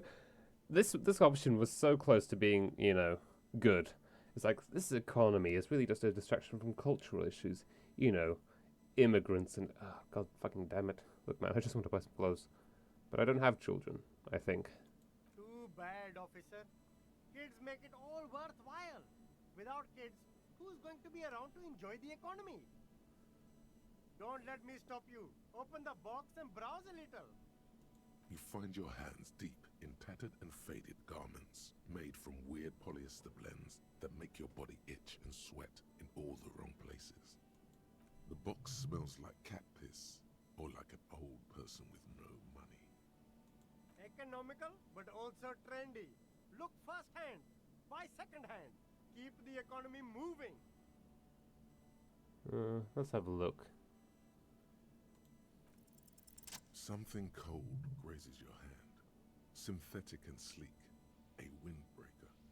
Surf, it says, but also wind, summer, 100% waterproof, and sport. All in different typefaces. Good choice, officer. Mega sporty. And it's only $4.50 for you, sir. Yeah, I don't think I need that. You see two lowly, defeated speakers, thralls, slaves basically, perched atop them like conquerors surveying the land. A pair of found, durable wear sneakers, ultra series. I can see you with taste for luxury, officer. Can't keep your eyes off those sneakers? A pair of found ultras. The design is impossibly sleek and simple. A futuristic silhouette with a sleek monochrome colorway, a jet black upper, and a silver-lined midsole. Those sneakers, mister. Those sneakers are the latest found sneakers. Super air, super fine, super cool. Only 50 real. Only? That's madness. Fun ultra. Wear the future. You remember the slogan from some magazine. These once respectable speakers have been conquered, reduced to a mere prop by the indomitable found ultras atop them. A small heat emboss on the veneer reads, Solidarity Aid from the People's Republic of Samara. The speakers themselves don't seem to display any magical qualities. No, don't look at the speakers, officer. Look at the sneakers. The sneakers are the stars here. But I already looked at the sneakers. Then look at them again. These are the premium lifestyle sneakers, officer. The best on the market. Can't I just buy the sad, conquered Samaran speakers? No way, officer. These aren't for sale. They're bad speakers. Low-fi socialist junk. That's why I want them. I think I might be lo-fi socialist junk myself. But I need some speakers. Well, if you want them... He pauses for a moment, calculating. But see, they are the pedestal for my sneakers. If I let go of the speakers, where will the sneakers go? I can't leave premium lifestyle sneakers on the ground. You have a pallet. You have a crate right here. And here. They're even higher up here. Wouldn't you want your sneakers even higher up? If, on the other hand, you wanted to buy the sneakers too, I could maybe throw in the speakers for little extra. 50 cents? Damn, so you have to buy the sneakers first.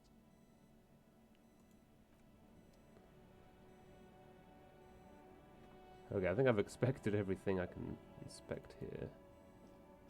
Ooh, junk! Wait, hold on.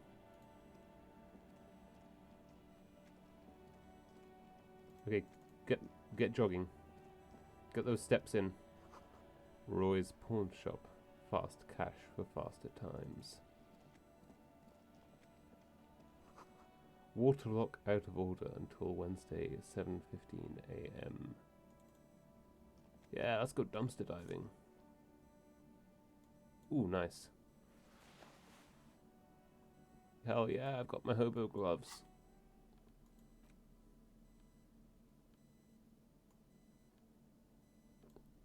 Gasoline-stained fingerless gloves in navy blue. They've been worn threadbare, but, being made of wool, still provide some warmth and comfort.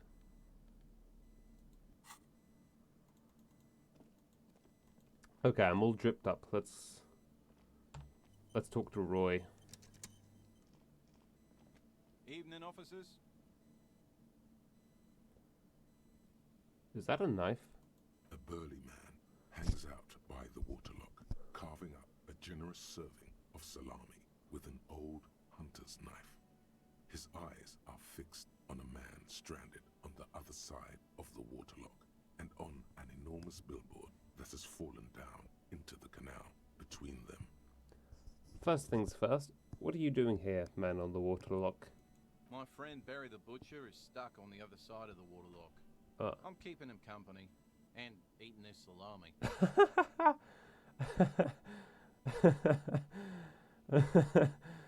Ah, true friend. From the corner of your eye, you see a man in a yellow shirt and grey overalls waving at you from across the canal. He seems disappointed about the wreckage on the waterlock and the salami. Very good stuff. Anything I can do for you, officer? The man on the waterlock picks the skin off a slice of salami and takes a sizable bite. Do you know what caused this wreckage? I wasn't here to witness it, but those look like tire tracks on that sign. Weird, huh? Then again, plenty of daredevil drivers in Rivershell. Too bad it also takes a year and a day to repair anything around here. Especially a waterlock. The rest of the coast is closed off till then. Do you know what's further down the coast? Well, there's the fishing village, an abandoned fish market, a bizarro church. Not much use to the congregation, though. There always seems to be something wrong with it. He thinks for a moment. Yeah, not really much else. Just bombed out ruins. Can I have some of that salami? Sure thing. He cuts off a slice of salami. It is salty, it is savory, it is chewy. The hangover only makes the salami more tasty. Want some too, officer? He turns to the lieutenant. Why not? The lieutenant ponders the offer for a moment, then decides to go for it. He takes a slice of the salami from the man and chews on it. Right, bye. Well, that's dinner taken care of. A couple of indicator lights are missing from this control panel. Loose wires dangle from the now vacant holes. In the middle is a lever. Beneath it, a small metal plaque. Samaran Litter? I can't read that. No, wait. Is that a B? Butter? Samaran butter? This panel usually closes the waterlock, turning it into a bridge that lets you cross the canal. But there's a crashed Samaran butter sign in the way. Pulling the lever probably won't do anything. It is Samaran butter. Pull the lever. You pull the lever all the way up until the metal clicks against the contact pins. You hear a soft clunk. Then, nothing happens. Release the lever. A spring brings the lever back to its original position. You still need to close the waterlock to get across the canal. Some other way. Wasn't there a sign over there saying functionality will be restored on Wednesday morning? Alright then. Wait, is this fellow here till Wednesday then? Oh. Oh yeah, I can do this. I keep forgetting I can do this. Anyways. Hell yeah, bottles!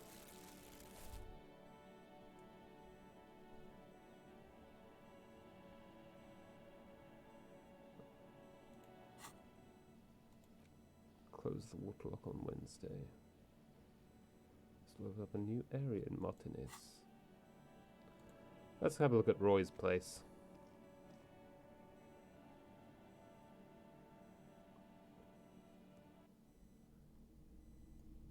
Oh, that's a lot. Oh shit, wrong one. Okay, look. No, don't go out the door. Some kind of machine. An antique cash register.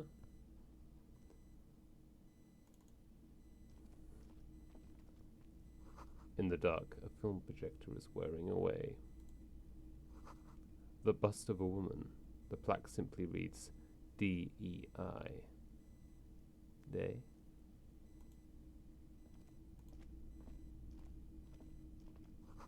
Mostly military wear, with a few more eccentric fashions thrown in. Wow, a very large red t-shirt with an impressive print stands out from the other garb. Oh yeah? Oh yeah, the print depicts a muscled man striding toward you, a giant sword in each hand, encircled by burning embers. Behind him is a cluster of cabins engulfed in flames. Beneath him are the words, Heimdall burning. The antlers on the hood of the man's cloak and his piercing blue eyes are familiar. Sniff the t-shirt. Smells like worn cotton and a little old sweat there. Worn cotton with a side of flea market or trash bin. Sniffing is okay, but please don't try anything on. Can't have you leaving your photon emissions in the fabric of things you're not going to buy. What's the deal with the man on this t-shirt? It's the man from Heimdall.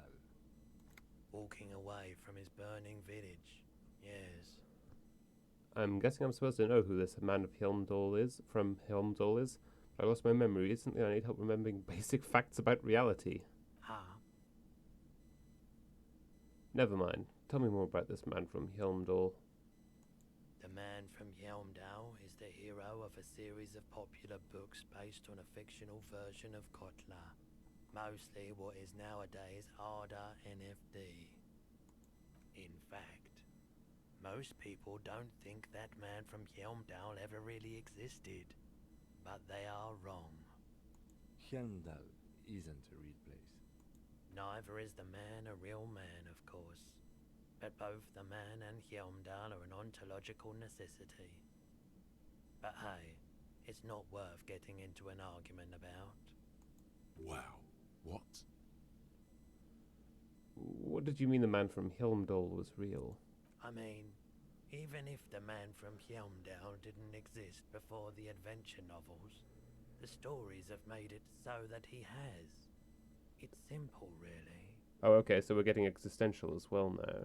Okay. He sounds incredulous. You sound skeptical. It's not that complicated. All that's required is a more robust understanding of cause and effect. Besides, I've been to Kotla, though not quite as far north as the Heimdall, and watched northern lights travel across the sky. Very unique, energetic tides there.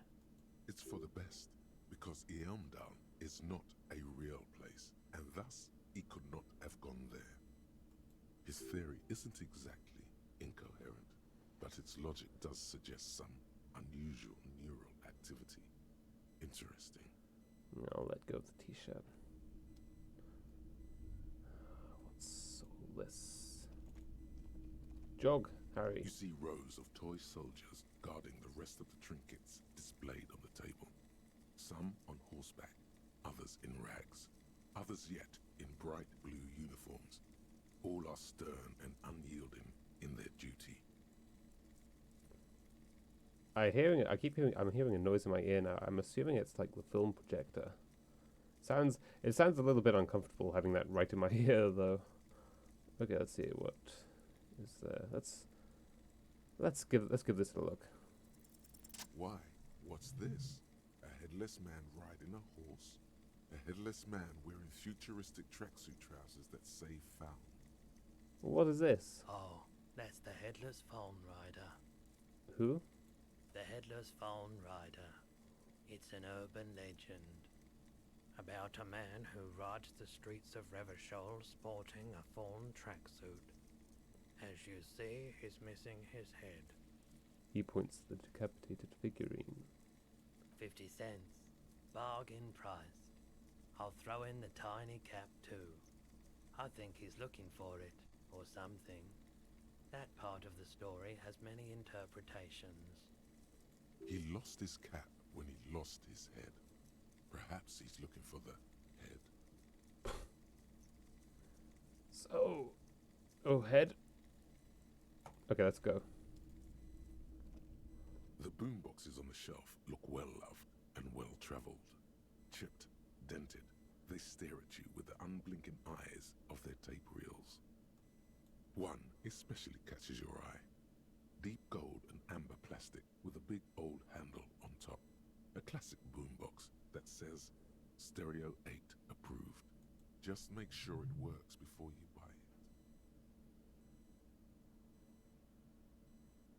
it. Shopkeep, this Stereo 8 approved machine here. Is the Harman Welsh W2. Made in Vespa. Designed in Seoul. Plays all reel-to-reel formats. 2mm, 8mm, 12mm. It's even got a little radio in there. It'll set you back 12 real. Are you sure this is all in working order? Absolutely. I've tested each one myself with recordings of speech. Found sounds and music from a variety of genres. Even though I don't really like music. That's odd. Why doesn't he like music? Don't like music? What do you like then? The stuff I record myself. Silverware shaking in drawers as motor cars race by. Nocturnal animals climbing on the roof. Airship rotors. That kind of thing. Maybe you should ditch music as well. Get into these more experimental sounds he's describing. Maybe not. If police work means playing tapes, sure. You can use it for that. Or any other time you'd need to play a tape. What's this? A typical Martinez streetlight sits among assorted floor and table lamps. I'll let my gaze run over it. The light pole has been carefully cut, and the wiring has been redone and attached to a standard indoor plug. The light buzzes faintly, but persistently.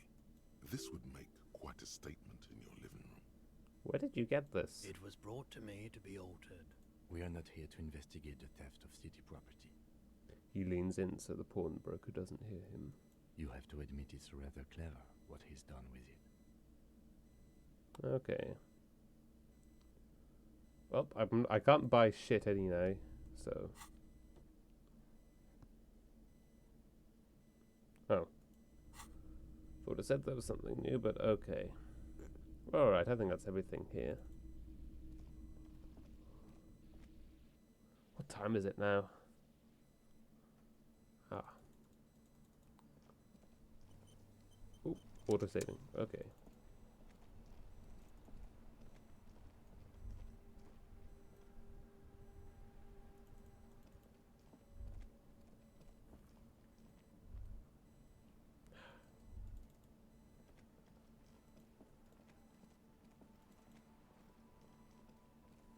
The worn and beaten wooden planks of the bench do not look overly comforting. We can sit on benches after Oh. murder. Let's go.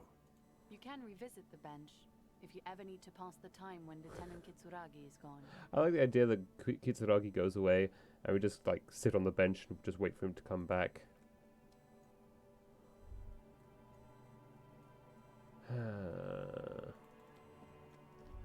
Well, like I said, though, with that said, not sure exactly what is left to do. Oh wait, no, that's one of those binocular things. What's in the bookshop? I don't think we actually went in the bookshop any before now. Oh, this looks nice. Gift books and molten candy. Old sports magazines tucked away in a dark corner. The book collects the national recipes of Arda. They're all about lake trout. Ooh, oh. I thought I was having a thought there. A quaint picture book brochure. Very colourful. It's a tome of fascist magic. Rather candid. Oh. Another boring book.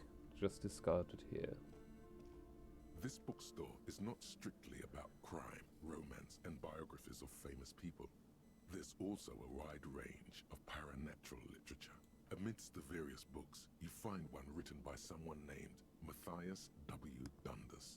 It's about wholeness, unity, balance. These three things are very important to the working class mind. The point of the book, and many others on this shelf, is to give people medicinal advice in situations where they don't have access to paid health services. How does that work? It serves platitudes, while also telling everyone that traditional medicine, the kind people don't have access to, and which costs more than this book, is garbage, and would only give you cancer anyway, without even curing your cold or anything. Wholeness, unity, balance, on the other hand, can basically take care of anything. Though it is important to note, when it's up to your mind to heal yourself, then it's because of your mind that you're ill in the first place. Does the book say anything else? The book features chapters on topics such as how to find magnesium. It even lists plants you can harvest magnesium from. How to continue drinking if you're an alcoholic who has destroyed his liver. And there's even a chapter on the ancient Seraïs tradition of using duck gallbladder preservatives to treat and prevent sexually transmitted diseases. Pre and post factum apply. Nothing worth buying. Alright then. Several maps have been attached to a bulletin board hidden inside the alcove. They're held up by small pins. The board has come loose from one corner. The maps look old and faded. Your eye catches a map of Insulinda, a map of Revachol, and a map of Martinez. It's not really a map. It's a tourist thing. A picture postcard with buildings on it, drawn from an isometric perspective. A date in the upper right corner says 48. Still, it's detailed. Could be pretty useful for scouting ahead. You see the jagged boxes of an industrial harbor, even the whirling in rags there. The north coast of a verdant island is shattered by the delta of a river. It is the River Esperance. Countless bridges put the shards back together, connecting city blocks to river islands. La Delta says a great artificial heart in the center, teeming with life forms and construction. To the east, rolling hillsides, Le Jardin, Stella Marie, the suburbs of Saint-Baptiste, swallowed up into the megacity. They sound rich to you. This is Revachol East. And west of the river? Houdon. It's somewhere to live. Not bad. Then there's Jamrock. It's bad. People shouldn't live there, but they do. Then Forberg. It's almost as bad, and much larger. Then Coal City. It's the worst.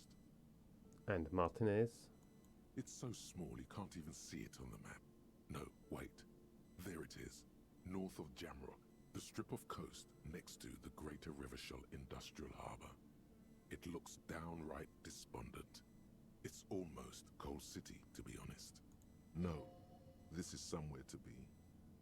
This is all you have. But it's still something. Streets and sodium lights, the sky, the world. You're still alive.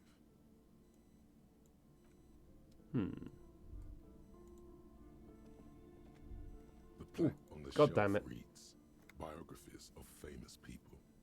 You see a large variety of names, none of which ring a bell. Browsing through all the books with all their names makes your head spin. None of these seem important or relevant. It's all just vapid egoism. Suddenly, a particularly odd title catches your eye.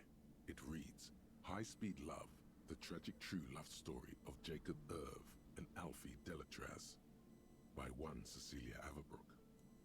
High-Speed What's it Love about? chronicles the romance between two of the finest tip-top tournay racers in history.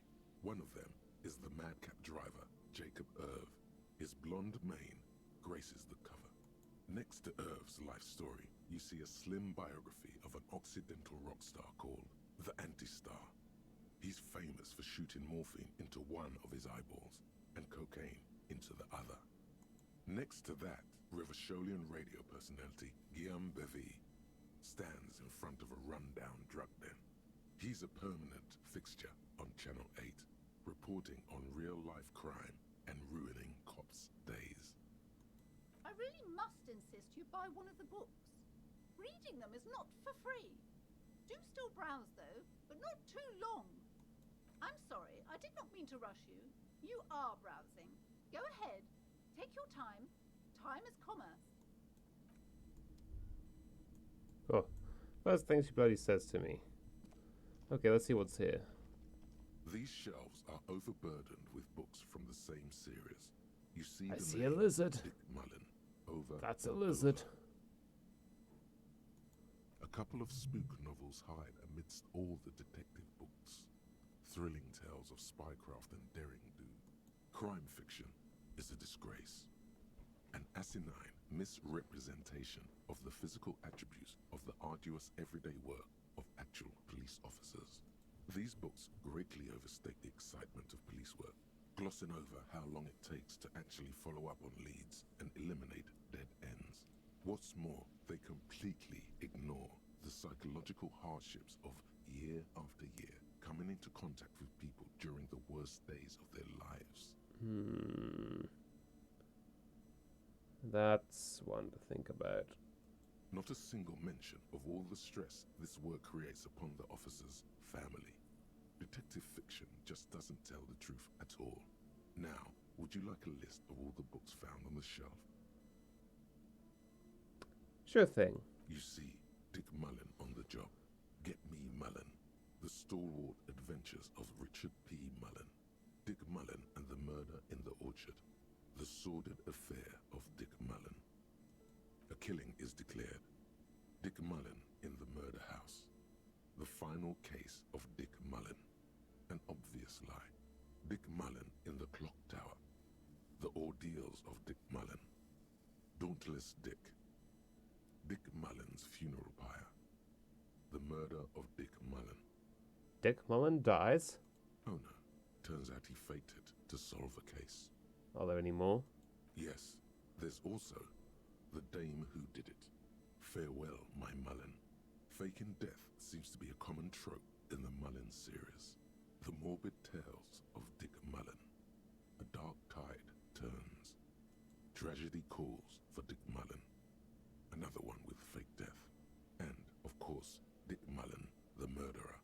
In order to catch a murderer, Dick Mullen must become the murderer.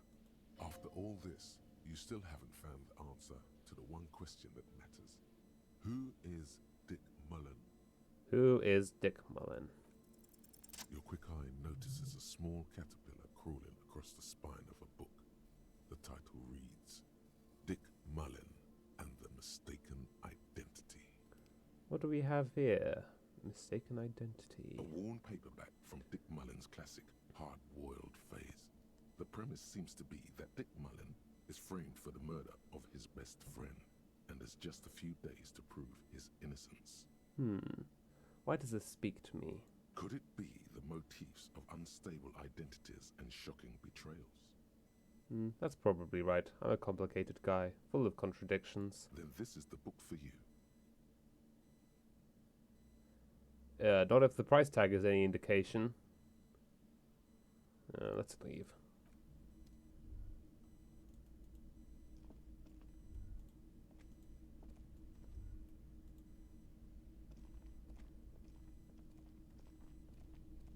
You see a set of tattered curtains blocking the way to another room.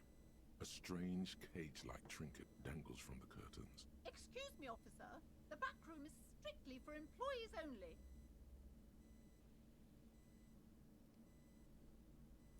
What's behind the curtains? Nothing. Now please go back to browsing the books. Don't you feel compelled to look at the books? The books are all you care about. She speaks almost as if she's trying to put a spell on you, urging you to buy more books. Oddly enough, the more she tries to draw you away from the curtains, the more alluring kind of charm, an irregular polyhedron assembled from bones, sticks, and straw. Inside, a disturbing fish head with empty eye sockets stares at you. This is a traditional Seminese ward, meant to provide protection against ill luck, bad dreams, curses, and other supernatural scourges. And who are the Seminese? Inhabitants of Ile de Fantôme, the Seminine Islands down south. Aside from poking at it suspiciously, there is nothing else to do with the fish head charm at this time. The curtains remain shut before you. I'll ignore them. For now.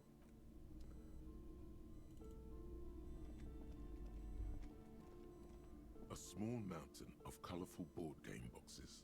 There are numerous types of games for all ages. A lot of shelf space seems to be taken up by Wirral-related merchandise. Look through the pile of Wirral-related items. An endless variety of source books, lore books, and codices litter the table. The topmost book is titled Welkin Compendium, 2nd edition. There's also a large hardbound tome with intricate cover art, The Hunters of Catawak, Boreal Creature Compendium, and a Pick Your Path adventure game book titled Tales of Wirral, Cavern of Velkrag. Books in a board game section?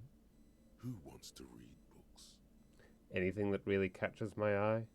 There's a box that says Wirral, 3rd edition Mega Setting Supplements Module. The side panel notes, a fantastique adventure board game, new maps and miniatures. A sticker on it displays 25 real. That price is steep, but then it's the 3rd edition Mega Setting Supplement, so it makes sense. Okay, let's talk to the bookkeep.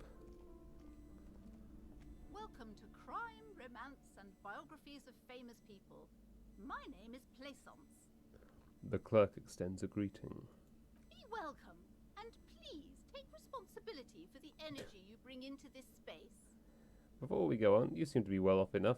Can you give me some money? I feel like there won't be an opportune moment to ask later. So you are the owner of this store? I am. The proudest owner of our little shop of culture. Her voice is high-pitched, as if to give it more penetration. Your daughter is the one standing outside the store, right? Annette, yes, my daughter. I hope she wasn't slacking off again with her nose in science fiction.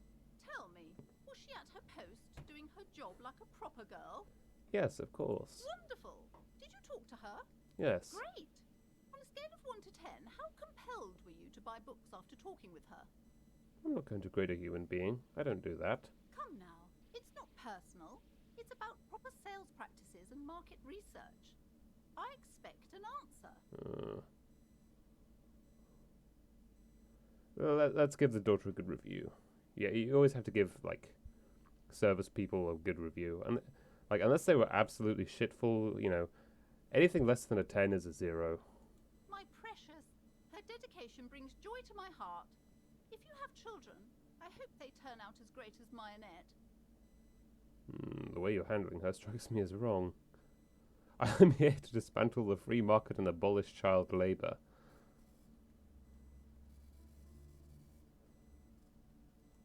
You must be kidding. There's nothing like that happening. Depends. How much do you pay the kid? Good sir. What does a young child do with money anyway? No, I save it for her, as a fund. She's securing her financial future out there. Such criminal behavior would not happen in more developed countries. In some more developed countries, this sort of thing is 2 felonies. Child labour and slavery. Those countries will realise they've raised a lazy and spoiled generation. Are we done with the jokes now? Yes, we've had quite enough fun here. Right. The way you're handling her strikes me as wrong. Mind your own business, sir. In our society, people don't get to tell each other how to raise their children. It's none of your or anyone's business. Denial is the way she copes with criticism. All this pressure has made her really anxious. You know she's been chewing her nails. God, I've told her not to do that. It's disgusting. And I told you to mind your own business. Clearly, you have no idea how hard it is to raise a girl in this economy. I don't think she can do anything about it. She can, if she has enough willpower. This is what's called growing pains. Life isn't easy. Life doesn't give breaks. Come on, ma'am. It's obvious she can't do anything about it. You are placing an unnecessary burden on a young child.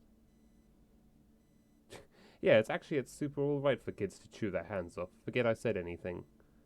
No, what you're doing is wrong. Even I know that, and I usually don't know anything. She stands stiff and severe, silently fuming. 10 or so seconds pass without change. She's looking for one, but there simply aren't any good arguments for being an asshole. Oh no. Hold on. I need to invite her inside and apologize.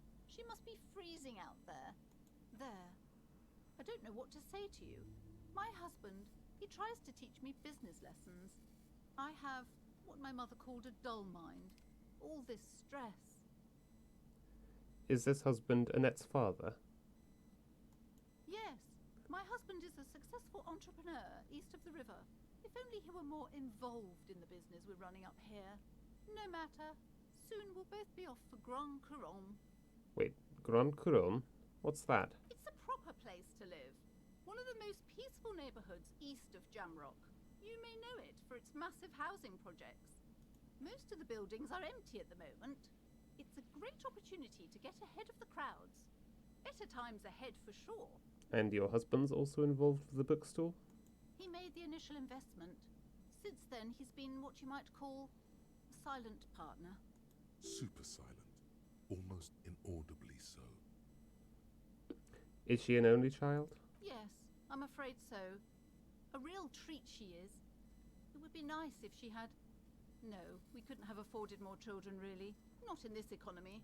A glimmer of sadness blinks through the well-crafted exterior. Why not? We're quite busy people, you know, my husband and I. Quite busy. Children are a lot of work. You don't look like a father, so I don't expect you to understand. I'm sorry. I'm sure you do understand. She told me she doesn't go to school anymore. She's been too busy helping me here. So she studied at home this trimester. This is a temporary solution, of course. Placence nods. I assure you, I of all people understand the importance of education. She will be back in school the moment the store takes off. And hell freezes over? Never mind. It's not a good topic to get into. Alright, I had something else in mind. The woman looks aloof. Her features much softer. Occasionally she glances at her daughter's silhouette. Farewell for now, book peddler. Oh, I have a thought. Hey. Psst. Who, me? Yes, you. Word on the street is you're ready to start building communism again. Again? Yes, you're ready to start building communism again.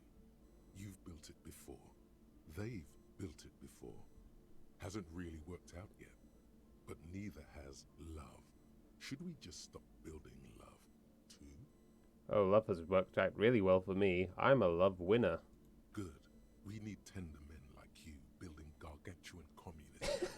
Word on the street is it's going to be 10,000 times larger than any communism previously attempted by human beings. Is that right? Hold on.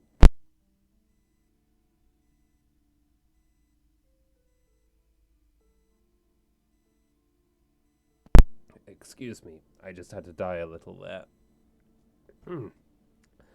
How come there's word on the street? You keep saying things like, down with the bourgeoisie, eat the rich, sodomize the landowners, impale all people who have more than 25 real in their pocket, literally murder all human beings, regardless of their political beliefs. That kind of stuff. Alright, that sounds like me. No, that sounds like my good buddy friend Max, who isn't here right now. I'd say she isn't here to defend herself, but she'd just agree, to be honest. Let's see. I've said some mildly left-wing things, but none of those. Oh yes, the mask of ambivalence. Don't deny it. You're about to rip it off and reveal the monstrous seven-eyed lamb of global communism that would devour and masticate Mhm. Everyone can see that. So tell me, do you have any questions before we fire up the big communism builder? Or do we get right down to it? Wait, first. What's this communism even about? Failure. It's about failure. Failure? Yes, abject failure. Total, irreversible defeat on all fronts. Absolutely vanquished, beaten, curb-stomped and pissed on. Until you came along. You will reverse the fortune of the workers of the world. You alone, against every living thing, against every human alive. 800 trillion real in the hands of an impossibly well-organized ruling class. Towering city blocks of bankmen who have the ears of prime ministers. Million-headed armies of nations and the love of your own mother. You against the atom, the charm and the spin, where the whole world failed. Matter failed to bend to human will. Human will failed to get out of bed and tie its laces. You alone, single-handed, will rebuild the dreams of the working class. You are the last communist. Now get to work, comrade. It's too tiring. I don't have it in me. I'm beat down and broken. Very well. I guess no one will build communism then. Tell the working man it's over, unless anyone has objections. No objections. It's mathematically impossible to achieve a classless society. Everyone knows this. Did someone mention cocaine? Are we doing cocaine? No. I'm sure I heard someone say cocainism. Anyone? Anyone else? There's no one? There's no one. Okay then, lie down and let the water carry you downstream. Goodbye, communism.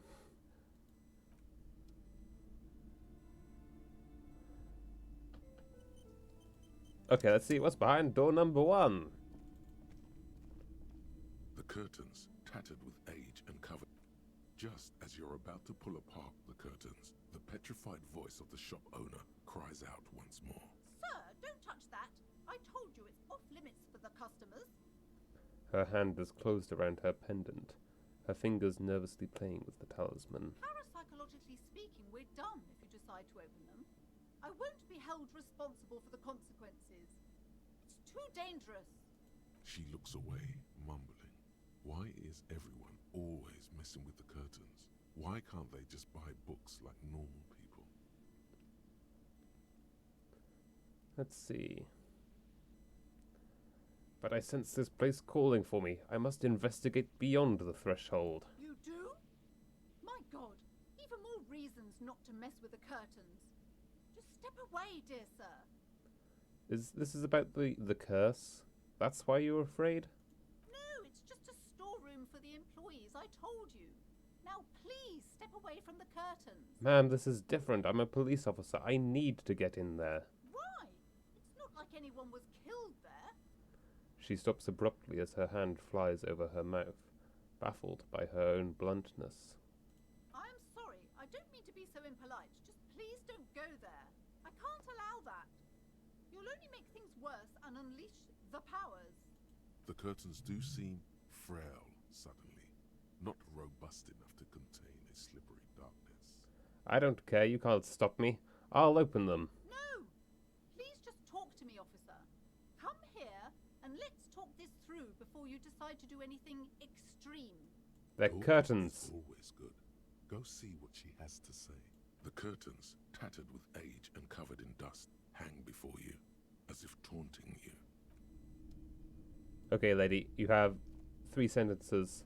You have 3... Hello again, esteemed officer, and welcome to crime, romance, and biography. Why are you so uptight about those curtains? I just want to know what's on the other side. I already told you, it's just a storage room for employees. I don't understand why it's so important to you. Just let it go, officer. Go buy some goddamn books. You're supposed to be drawn to the books. She recites it like it's a poem, or like she's playing a role she's grown tired of. She's so tense, it's a miracle she hasn't snapped in half yet. If it's just a storage room, then why are you so tense? I'm not tense, I'm just... She wavers under your gaze, mouth pressed into a tight-lipped frown. Then something breaks. Okay, fine. It's just because this place is cursed, just like everyone said. They don't call it the doomed commercial area for nothing. Are you happy now, officer? Happy that you've ruined everything? She closes her eyes and starts mumbling something to her pendant. Host of hosts, she prays. Guard me and my honest business venture from the curse that lurks behind the curtains. Why didn't you just tell me right away it's the curse? It's not good to talk about the curse, not in detail. The negativism, it's dangerous. Talking about the void wraiths angers them. Wow. Void raves. You have new words. How does this curse manifest itself? The curse is so much worse than you could imagine. It's a disease, eating at the very foundation. A shiver runs through the woman as she looks around the dimly lit store. It's the curse of financial distress, of ruin and bankruptcy. She peers at the curtains again. Ah, Annette mentioned that the previous tenants have experienced some financial troubles. It's not just that, officer. We're dealing with something supernatural here. It's the cacodemons feeding off Cacodemons? practices and disappointing income statements. Huh? Huh?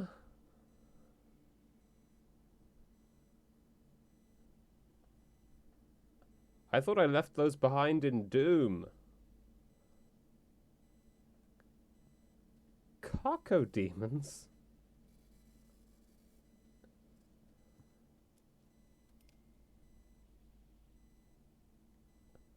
I guess there's no escaping them, huh?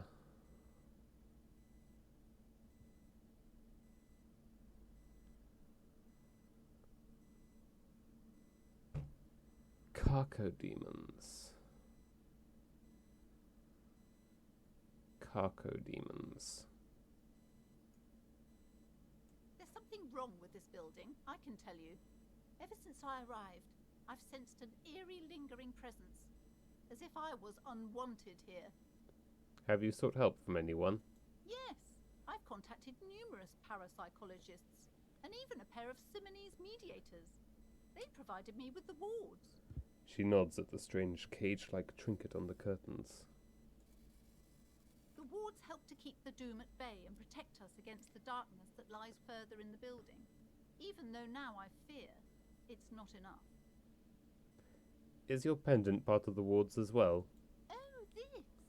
No, it's a special Himian amulet, blessed by desert pygmy shamans, with a spell of compulsion. It's to compel people to buy books.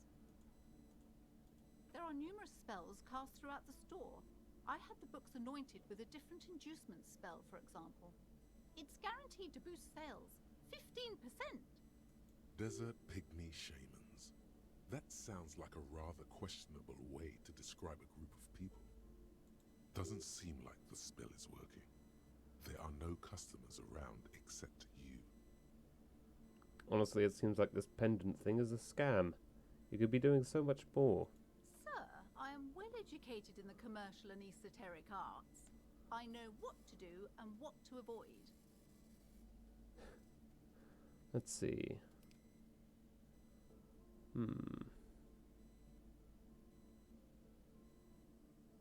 Have you ever thought about a sale? Maybe this could lure in some customers. Discount my wares? I can see, sir, that you don't value books very highly. Besides, this would only tempt the phantoms of doom. They can sense the desperation, you know. Would you like me to take the case? I could investigate, see if the curse is real. Most certainly not. I don't want anyone who's not familiar with the psychic arts to get involved in this mess. Stay away. Leave the spirits be, so they can return to their slumber. My liege, you know what this case calls for? A para-detective. Oh hell yeah, drama. Fuck yeah. Convince her to let you investigate the doomed commercial area. Yeah! Slither up to her, you silver-tongued fiend. Show her what world-class perfidy looks like. Wait, what if I don't want to lie? You're not lying. You're giving her peace of mind.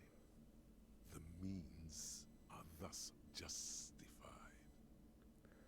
Ma'am, I came here to help. I've handled paranatural situations before. Are you sure? Don't think I haven't seen charlatans before. I have returned from the void, a paradetective from a long line of paradetectives. You're no paradetective. You look nothing like one. And you're clearly a drinker. Pardon me for being so blunt, but... You look like one. Hey now, hey. You need the booze to focus, alright? The lieutenant keeps his usual stony calm. He silently picks out his notebook. I admit I've had my share of drinks, but only because the spectral realm is parapsychologically taxing. How do you know all this? Here we go.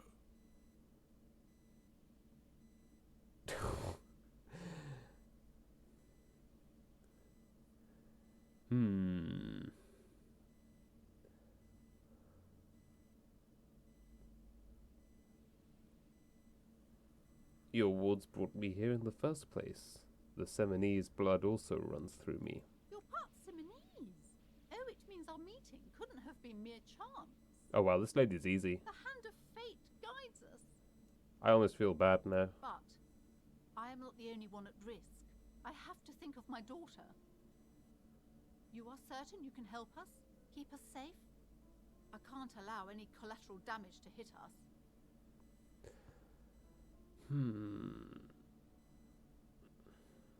No problem whatsoever. Your family is safe. The Phantoms are no match for me. Or just ask my partner Kim. He'll vouch for me.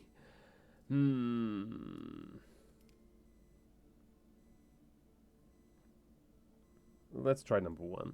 If you promise, good officer, then you might be our last hope. Do you swear it? What am I even going to do? Like, the curse shit is clearly, like, you know, bogus. So what else am I supposed to do? Like, tell her she's a shitty bookseller?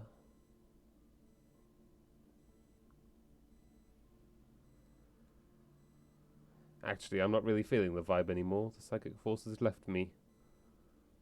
Come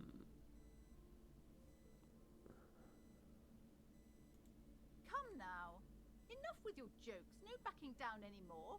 Do I have your word? Okay, never mind. On my honor. Thank you, sir. There's one more thing I haven't told you about yet. The entity. Do not act surprised. You know of these things, sire. The entity? Yes, a malignant entity that lives inside the chimney. It takes the form of a woman. A witch, most likely. She, or it, must be connected to the curse somehow. Chimney. The passage between heaven and hell, of course. Yes, that chimney is part of the building's central furnace, and it's enormous.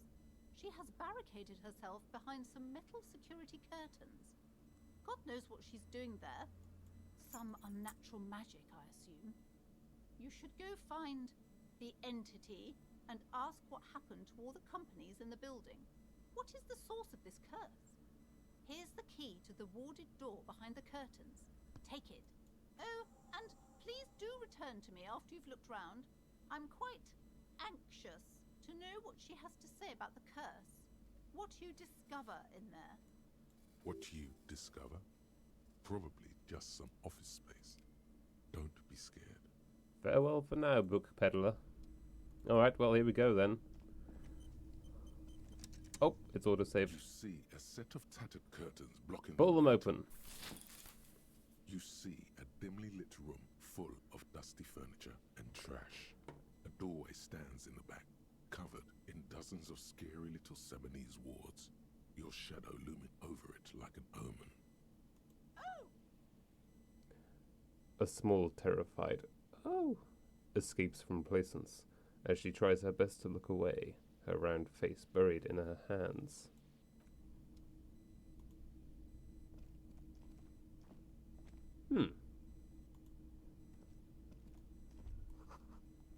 Ghostly silhouettes of hairdryers.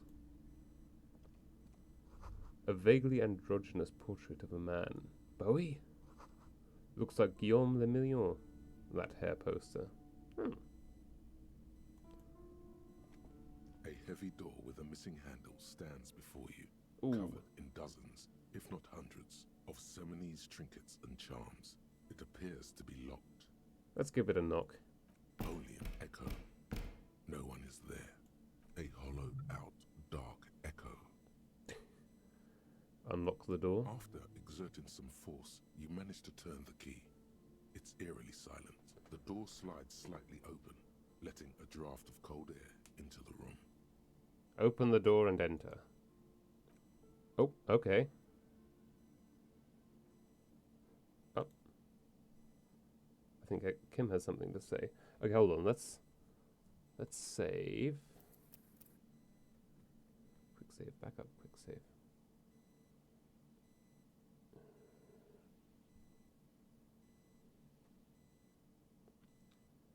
Actually, let's... Yeah, let's just quick save for now.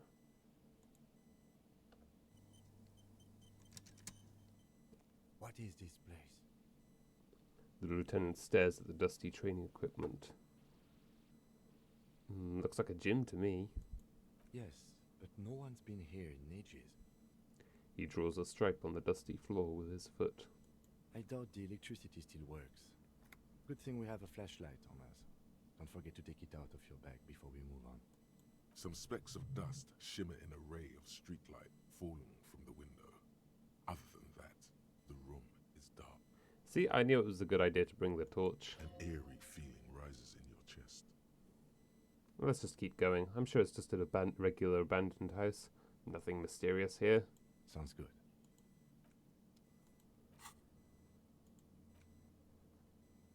Annette. Search for the malignant entity. Placence said she lives inside a chimney. Find a way in. Okay. Okay, I don't really need the bag anymore. But this, on the other hand... Oh, left. Maybe I'll move to the right. There we go.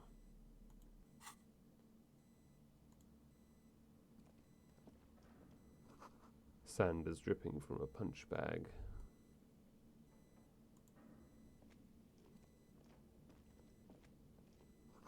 The poster says Citius, Fortis. The rest is worn off. Shot put ball. Okay. What does it have to say about this? A ball used for playing shot put. A favourite pastime of elderly gentlemen. You feel like you should hold on to this and make good use of it. To sell such beautiful old-school sports equipment would be a sin.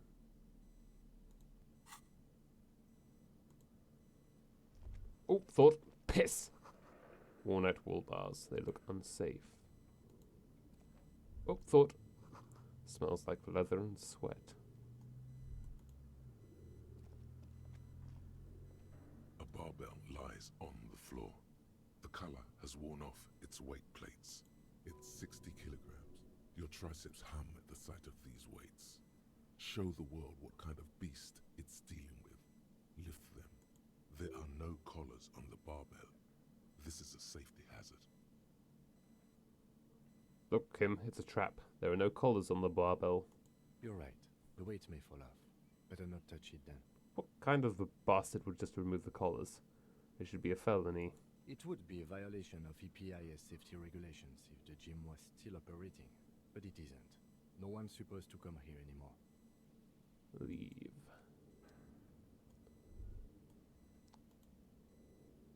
Ah.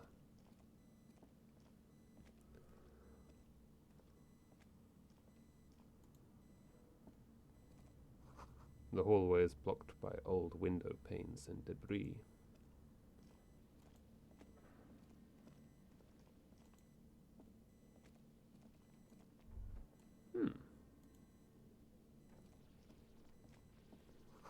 A large demijohn full of strange liquid. Wild animals stare at you in the dark, stuffed and mounted.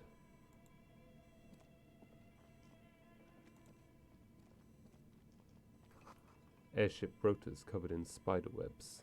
They remind you of blades.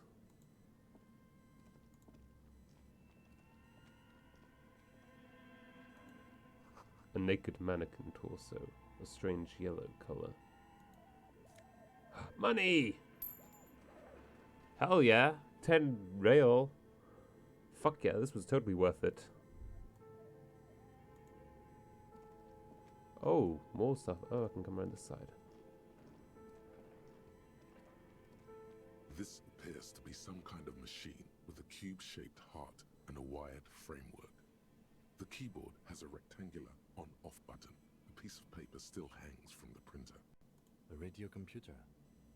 Just sitting here without anyone inside. He sounds surprised and a bit cautious. What he means is that these things cost money. Why would anyone just leave it behind? This is the Ream Civic radio computer, model RC5120, equipped with a Feld mainframe and a Ream-compatible printer. Do you think I should turn it on? We have one of these down at the station, but I never really learned how to use it. I'll turn it on. The machine lights up like some prehistoric animal stirring from its slumber, revealing fluorescent play and print keys on the keyboard. The hatch on the machine's central compartment is wide open. Look inside the compartment. It's empty, like a beehive without its brood. Some cables have been left dangling, disconnected. This is where the memory should go. The lieutenant notes, observing the machine. Nothing happens. No. Something's missing. There's no tape in the player. Oh, there's a whole bunch of stuff here. Blue velvet, soft to the touch, moth-bitten. Is this Emma's atelier?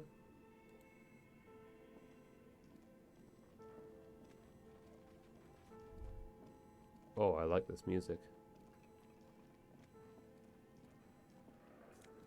Money!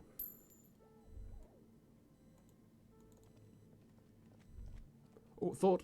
Piss! Your flashlight slides over an old green chalkboard covered in scribbles, sketches, and schemes, like some ancient cave mural. Buy viewers, followers, and primes on yourfollows.com. Hot diggity shit. Let me just...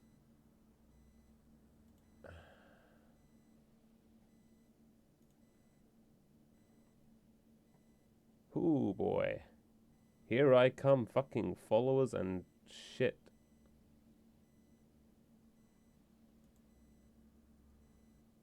Be gone.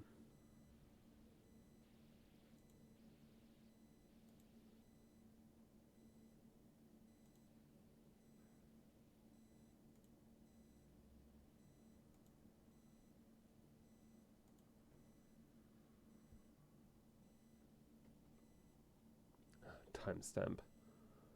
What is the bloody timestamp?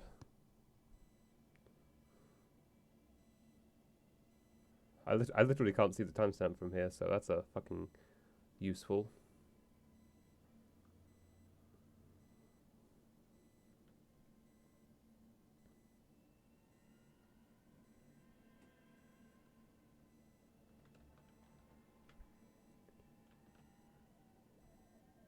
I think it's about that.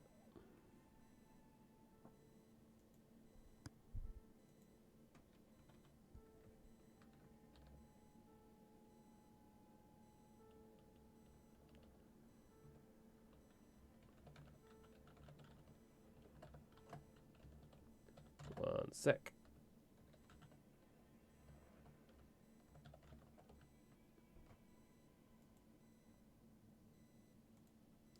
And blocked. Bonked. Okay. Let's see.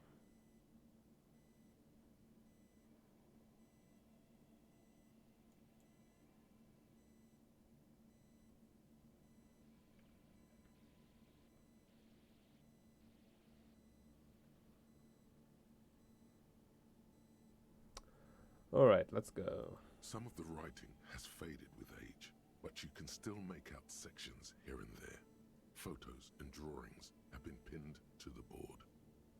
These lithe, pointy-eared creatures appear to be different types of welkins. You make out autumnal candle welkins casting wax-based magic, translucent welkins with organs shining under their skin, and even ether welkins hailing from the vast emptiness of sidereal space. You should adopt one of those welkins as your persona. No longer a mere man, but a welkin. Are you saying that I should become a kinney? Well, of course, it would be the drama aspect promoting that, wouldn't it? One of the welkins, towering among the rest, appears to be different, however. Examine the welkin. This is important. It's Vara Hamira, a high welkin, his face white and scarred like cracked marble. This is clearly a welkin supremacist. The note says, all non-welkin races will be purged. The Haldor, the Twarg, the humans, and even headless men, all of them, purged. Imagine a world filled only with welkin, green welkin, dread welkin, and the high welkin to rule them all. An inordinate amount of time has gone into drawing these little welkin creatures. Are they real? One of them is a welkin supremacist. Why would anyone spend so much time on this? Some people really like building a world, I think, even if it's just for a game.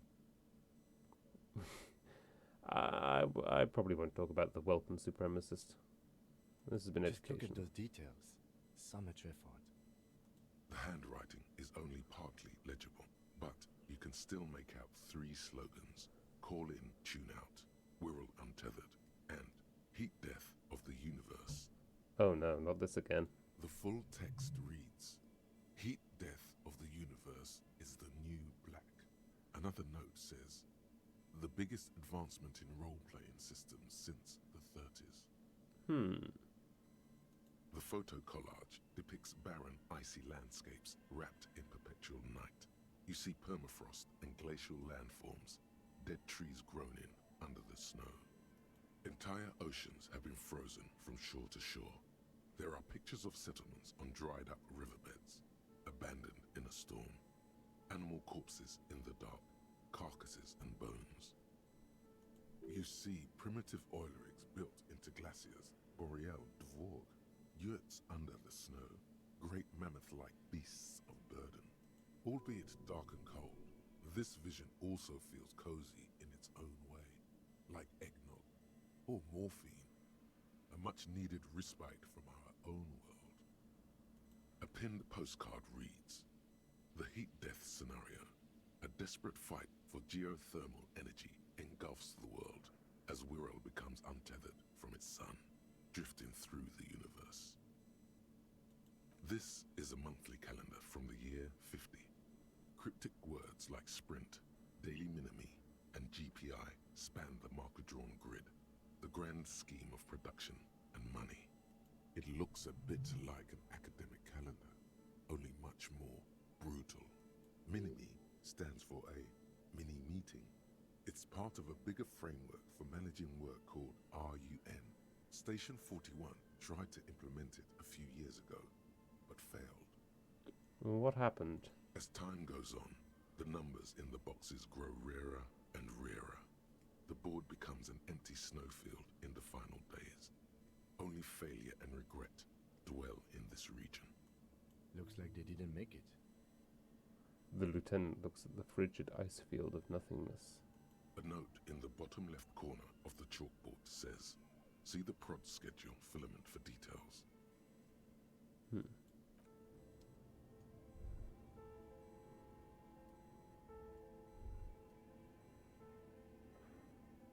Okay, that's a door.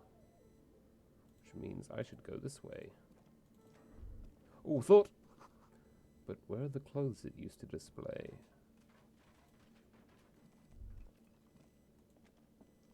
What's in here? Oh. Skis with slipstream printed on the laminated top layer. Steel rotor blades bearing a slipstream logo. Oh, please be more money. It's production schedule filament memory? Oh, that goes in the...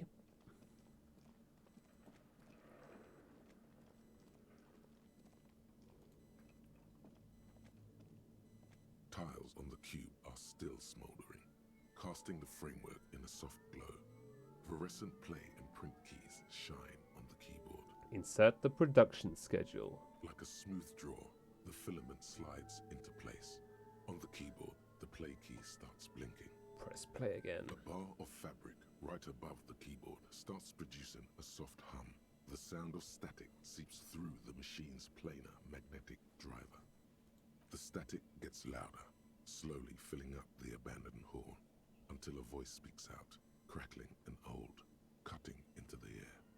Good evening, Fortress Accident en rue de Saint-Ghislaine.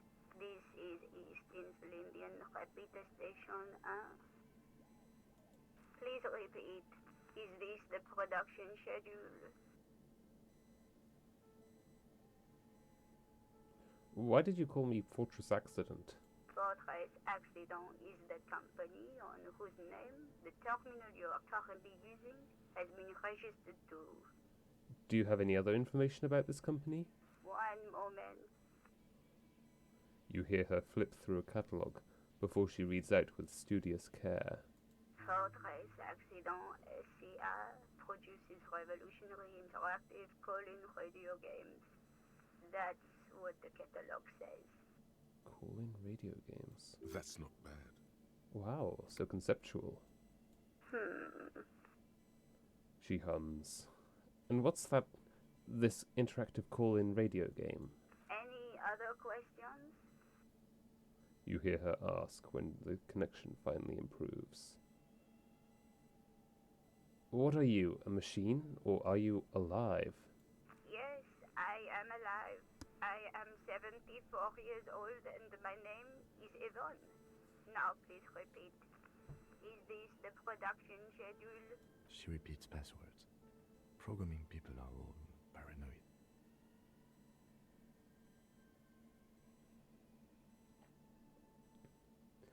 Yvonne, my partner tells me that you're here because radio computer guys are all paranoid. They are merely cautious.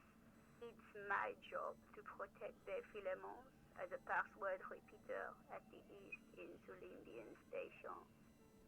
Okay, but where are you? How did you know where I am? I work as a repeater at the East Insulindian Repeater Station. It's my job to know where you are, Fortress Accident. As for me, well, I am sitting in my cubicle, surrounded by a wall of radios. Now please tell me the reason for your call, Fortress Accident. What's the production schedule? The filament you have inserted into the reader. You mean that glowing thing I put inside? Yes. Is that the production schedule? Yes. Good. Please repeat the password. Password? Of course it would have a password. That's why there's a human administrator involved. Password. I'm really bad at passwords. Can you give me a hint? No. A hint system is not part of the protocol for repeater stations. Was it my birthday? Still no. Oh, this is the police. Please open this thing. I am contractually obliged to protect the privacy of the filament holder, Fortress Accident. Without filing a warrant with Lintel, I cannot give you access to these filaments. I'm afraid we are not doing that, unless we want to wait for a month. Now, can you please repeat the password? The voice in the machine asks again. She sounds cold in the damp air. I don't know the password. Received. I will register this login attempt. Don't worry. Passwords have a way of turning up sooner or later. Fortress Accident. Is there anything else I can do for you today? That's all for now. Thank you, and goodbye. The old lady's voice disappears, along with the static. Tiles on the cube are still smoldering, casting the framework in a soft glow. Fluorescent play and print keys shine on the keyboard. I'll remove the production The schedule for filament now. slides out of its glowing nest. I'll take it with me for now, just in case. This old fireplace is covered in lines drawn in blue and red marker, the mesh spreading over the stone like blood vessels on alabaster skin. It looks ghostly and strangely ancient. The whole thing resembles Kadran mosaic tiles. Very pedantic. Hold on, how do I know what Kidron mosaic tiles are supposed to look like? History classes, students with their textbooks open, studying the roots of our civilization. Those aquarelle blue tiles looked beautiful in the sun. What am I looking at? Radio frequencies, it seems. UKV 123.6, UKV 123.7, UKV 123.9. Some written notes, too. Sparse and cryptic. Radio frequencies for what? Unclear.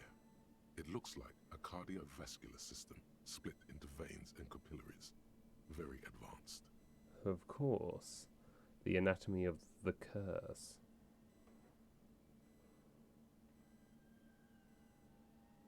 This must be an elaborate piece of art. You think so? The web is comprised of radio stations, all lead back to one red heart, titled the Game Master Frequency. A note says, this one can listen in on any station it wants. They must have had massive airwidth. These things don't come cheap. If it's a game, then who's paying? Whoever decides to call in to a call-in station, it looks like. A list of names under the stations suggests people across 6 Isolas would be playing. Muindi, Insulinda, Kotla, Grad, Samara, and even Ilmara. There's no way a little basement studio working here could pull anything like this off. My God. It's as if the less money they had, the more ambitious their project became. Why do you say that? The schedule. I know doom when I see it. The company was running out of funding. What else? Nothing. It's just lines on marble. An echo from times long gone.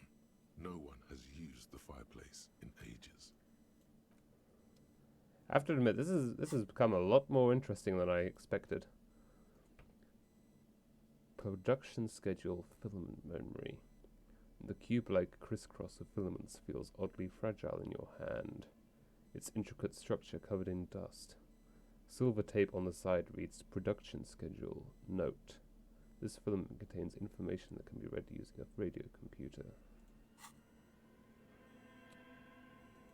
Kim. Okay.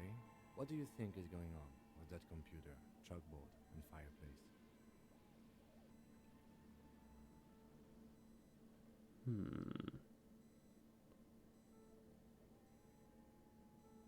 Looks like I'm trying to exercise the curse using technology. Looks like an undercover counterintelligence program. It's just a failed business. Question is, what the hell were they making? I don't know about counterintelligence, but I want to know what the hell they were making. Yes, that is the question. The lieutenant takes a step back, steepling his hands.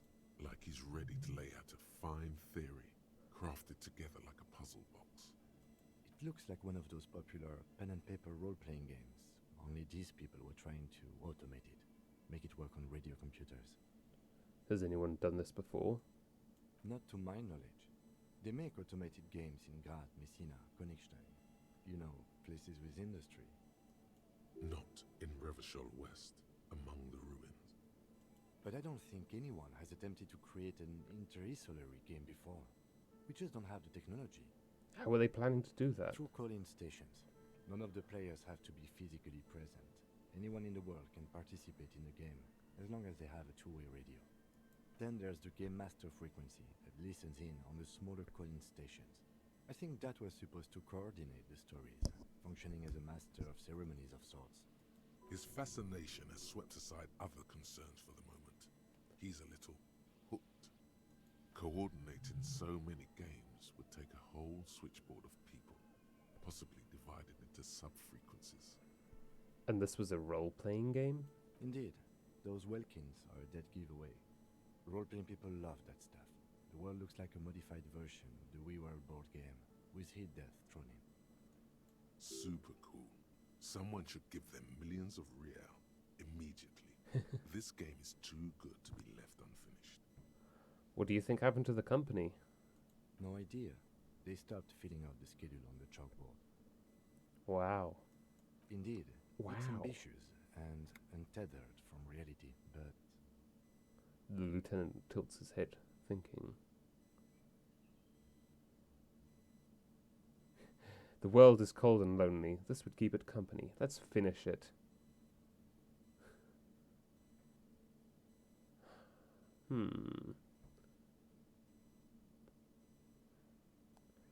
Do we have any money? Let's give them more money so they can finish it and make it even bigger. Well, they were insane if they thought they could do this.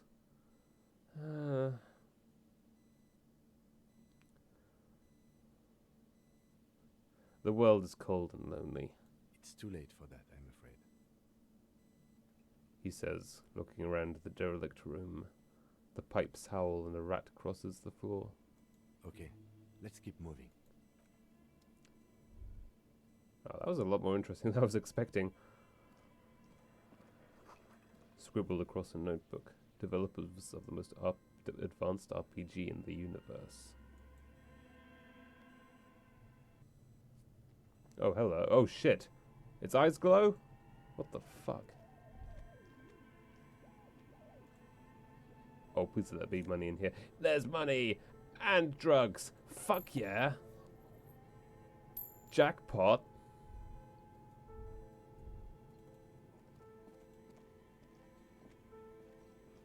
You see a terrifying ice bear with a strange compartment in its belly. The door is covered in frost, and the bear's eyes are glowing red. This thing still has electricity? The bear looks oddly realistic. Is it taxidermy? What is this thing? It looks like a giant ice bear. The lieutenant doesn't answer. His eyes are glued to the animal. A sharp slice of light shines out from its mysterious belly door. Crack it open. A gust of freezing cold air rushes to greet you. You hear a low grumble as the bear regulates itself. This is the inside of a refrigerator. The lieutenant takes a peek inside. His hand has found the holster of his gun. Let's look inside. The shelves are empty. All you see are crumpled ice cream wrappers with the brand name, Revachol Ice City. A handwritten note has been attached to the door. The fridge is huge. Examine one of the ice cream wrappers in there. A friendly cartoon bear smiles back at you from a glossy cellophane wrapper. It looks nothing like the fridge. The paper still smells of vanilla and chocolate. Take the note from the door. You pocket the note and the little fridge magnets keeping it on the door. What is a giant bear-shaped fridge doing in an abandoned cellar in the first place? Good question. It looks like an ice cream fridge. The lieutenant reaches for one of the wrappers. He studies it in the light. So they tried to sell ice cream from this hyper-carnivore? I know. What an unfortunate marketing choice. What is even worse, the bear is still costing them money to this day. The lieutenant points at the red snaky cable running from the fridge. The fridge buzzes with energy. The electricity bill on this thing must be catastrophic. I am so fucking sad that I didn't find this thing earlier. Because we could have stuffed the corpse in here. It'd have been perfect. This is the perfect corpse holding fridge, and I just didn't get a chance to use it.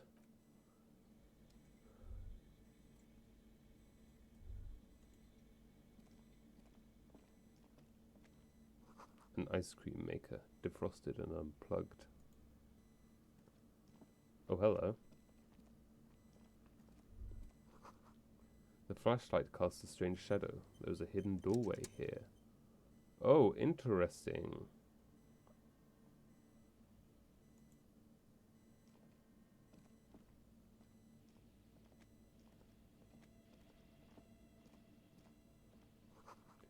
Two rusty rifles are hidden above the piping. They look inoperable. Someone has stuck some busted guns beneath the ceiling. A few bricks have fallen off, revealing a compartment behind the wall. It's too dark to see in. Where are we? Seems like an old bunker from the Revolutionary period. Look at all those rifles. Must be an old weapons cache. Look, there's a hole in the wall. There is, yes. And there also appears to be something inside the hole. Interesting. Do you want to take a look? Okay, I do. Your hand reaches deep into darkness and spiderwebs. Rummaging around, you find rusty rifles hidden away. Inspect them. Most of them are rusty and inoperable, like the rest. But one catches your eye. A bolt-action model with a fine wood stock, in better cosmetic order than the others. This one looks nice. That's a rare sight. Seems to no longer be functional, but still a beautiful thing in its own way. Okay, that's interesting. An old Belle Macrave from the Revolution.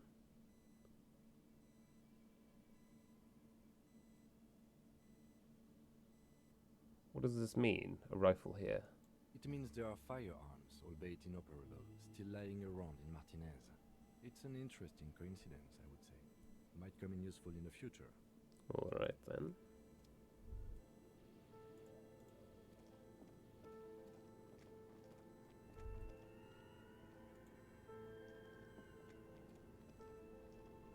Oh holy shit, there's more this way. A frozen ice cream maker that's still running. God, there is so much in here that I didn't... There is so much in here that more in here than I was expecting. The wall collapsed. It's inaccessible now. A thick layer of coal dust covers the furnace, coloring it pitch black. Kim, what is this thing? Is it a furnace? Looks like it. Looks like an old central furnace used to heat the building. It's connected to the chimney. He opens the door and gingerly peeks inside. No one has used it in ages. No signs of any recent fire. Only dead rats. Kick it. A hollow ring echoes through the Ow. furnace. Your toe hurts. Okay, I guess I asked for that. It's dark and grimy here. In the darkness you can hear chatter. It's coming from above. A voice or several voices talking to each other. Near the smoke chamber, upstairs. The echo is so prominent, it's impossible to discern what the voices are saying or what's producing them. What are you doing? I hear the murder of the hanged man talking. I'm not sure, Kim, but I think I hear someone talking upstairs. Wait, really? You should investigate, see if someone's upstairs. Physical instrument, medium. Yell hello into the furnace. Yeah, I don't think so. Yeah, let's see if there's anyone upstairs.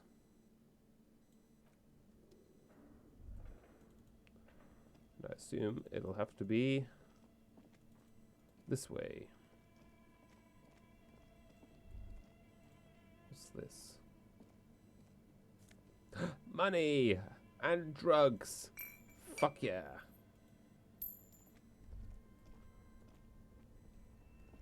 Two cables are plugged into the breaker box. The red one leads to the ice bear fridge, and the black one to the ice cream maker nearby. I'll leave those for now. Intercom wires running into the breaker box. Hang on. Interact. Ah, handwritten note from the fridge. A handwritten note you found from the giant ice bear fridge. It still bears some marks from the fruit-shaped kitchen magnets that were used to secure it to the refrigerator door. The note is written with a blue pencil on a piece of lined office paper. The kitchen magnets have left spots on its surface. Does it say anything interesting? The lieutenant leans closer to read the crumpled note over your shoulder. This is tangential at best, but the lieutenant's detective instinct is still active. Read it. Someone has scribbled, S. I can't believe the off-site copy is still here. The illiterate ginger kid keeps stealing stuff from the studio, so I had to hide it somewhere safe. Oh, that sounds familiar. And this stuff all looks like it's from years ago, but if Kuno was around, then You'll find the filament memory with the offsite copy in the frozen ice cream maker. Please take it home, ASAP. It's important. I'd do it myself if I lived in a civilized place with a freezer. Take care. Sully Soif. I wonder who wrote that note. Looks like someone from that radio game company upstairs. I'm a little surprised they just left their property lying here. Maybe they had to leave in a hurry. That's a plausible hypothesis. Who's the illiterate ginger kid? Really? You don't have a single guess? The lieutenant looks at you, the corner of his mouth curved into a smug grin. You mean Kuno? Oh, I'm sure that child would love to get his hands on a filament memory. Even if he doesn't know what to do with it, he'd probably try to pawn it for speed, based on our encounter. Or what's a villain It memory? belongs inside a radio computer, storing its memory. It's like a tape. You listen to disco tapes, right? It's like one of your disco tapes, only for a computer. It's like the production schedule you found. Only this one's an off-site copy. Do you have any idea where the frozen ice cream maker could be? I don't know. I assume it's somewhere close to the ice bear fridge. Didn't you see one right next to the breaker box? Alright then. Okay, skill points. Hand-eye coordination. Let's go perception.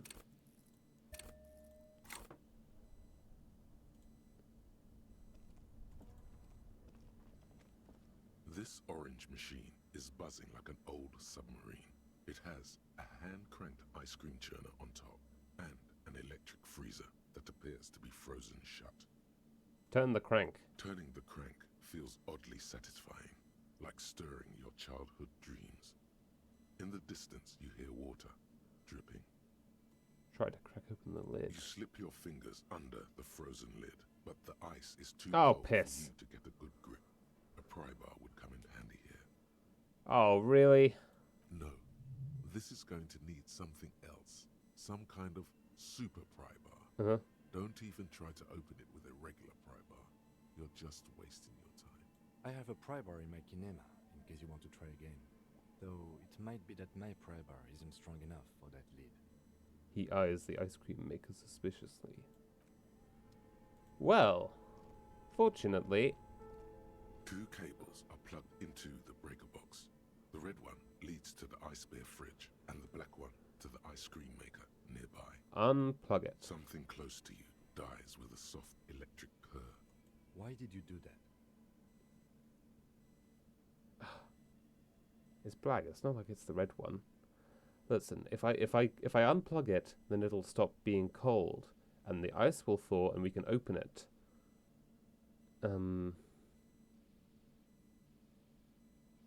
But yeah, it's the color of a measurable cosmos. Why not? The lieutenant raises his brows, but doesn't say anything. The electric distribution board now has 1 cable missing.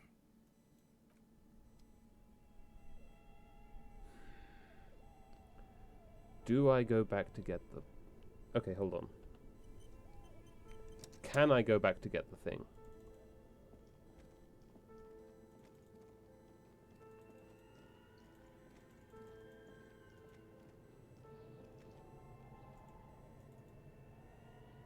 Ah.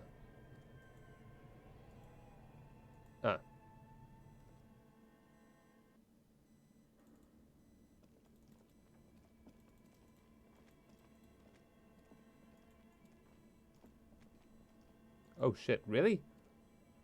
I didn't even notice there was a place upstairs. How big is this place?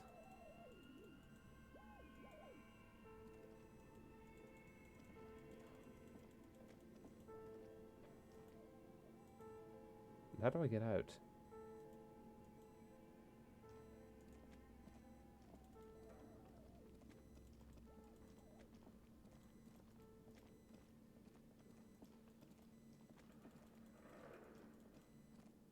Oh wait, hold on.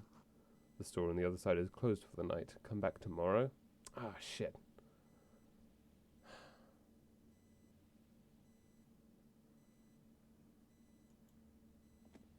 So if I go now, I won't be able to come back here tonight. Well, I assume I'll be able to come back here later to open the ice cream box. So let's keep going for now.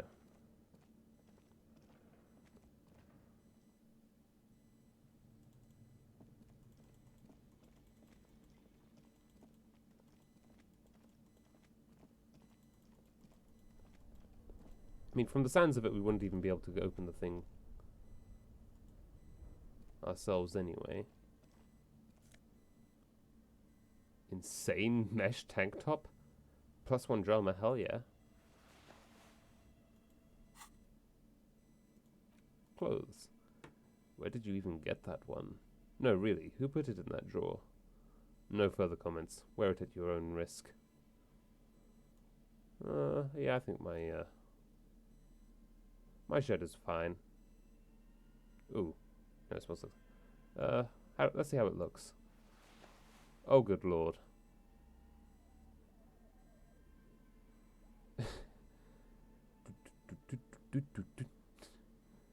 Boy, I sure look like some kind of sight.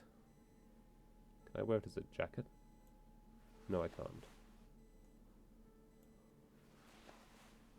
No, I'll look boring for now.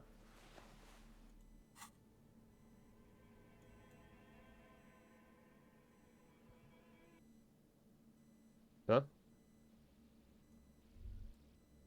Oh, okay. Okay, that's interesting. So it just leads here.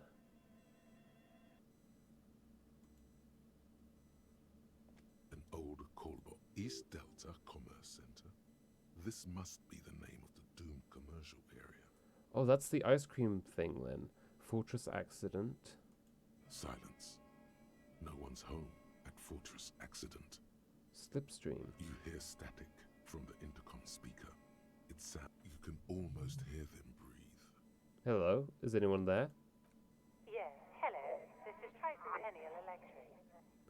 This is a woman's voice, crackling and fragile through the static. Have you come to place an order? She sounds almost antique, as if her voice was being played off an old wax cylinder. A receiver must not be working properly. Wait, but what happened to Slipstream SCA? There's no Tricentennial Electrics on the list. Hold on, Tricentennial Electrics? I thought I was calling Slipstream SCA. My God. The lieutenant exchanges a look with you. Sorry? It's you. My God. I didn't think I would hear your voice. Hmm?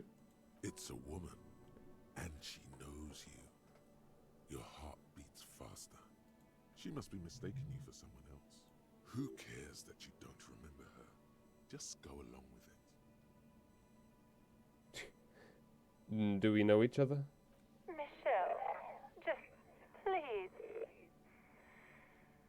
She stops, and you can hear her breathe heavily, her breath distorted by ancient static. Why did you even call? I don't understand. You've been gone for months. I thought you didn't care. Hold on, tell me what's going on. What did I do? Ever since I came to work here, it's different. As if my mind's been wiped clean. A spot of static overrides her words. When she speaks again, it sounds like she's submerged. It's so nice to be able to finally forget. Forget about what? She sounds like she's about to cry. Hello? She doesn't answer. Hey, are you still there? Silence. The only thing you can hear now is static and waves washing ashore on the bay. I get it. You don't want to talk to me. No one ever wants to talk to me. What just happened? Another seagull passes by. It's getting cold standing here, staring at the silent call box. I don't know what happened either. We should probably stop playing with this thing. Alright, it's a goodbye then. You press the number sign on the keypad that terminates the call. 12 name cards on the call box read.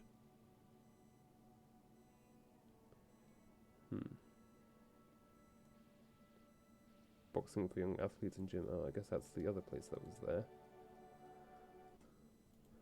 Okay, so that leads outside. Hello?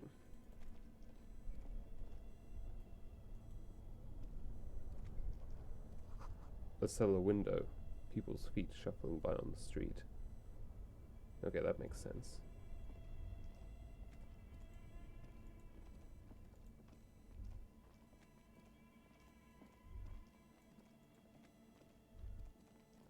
God, I wish I could have gotten to put the corpse in that fridge. It would have been perfect.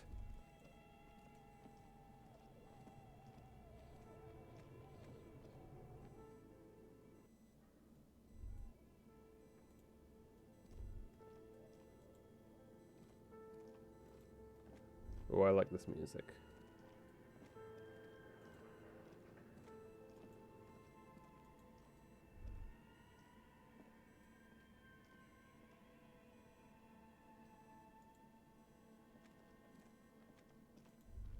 Oh, thought. The floorboards creak. Boy, I'm glad I caught that one. Shoes in a puddle of melting snow.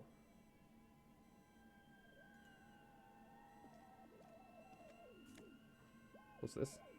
Postcard with a Delta 51.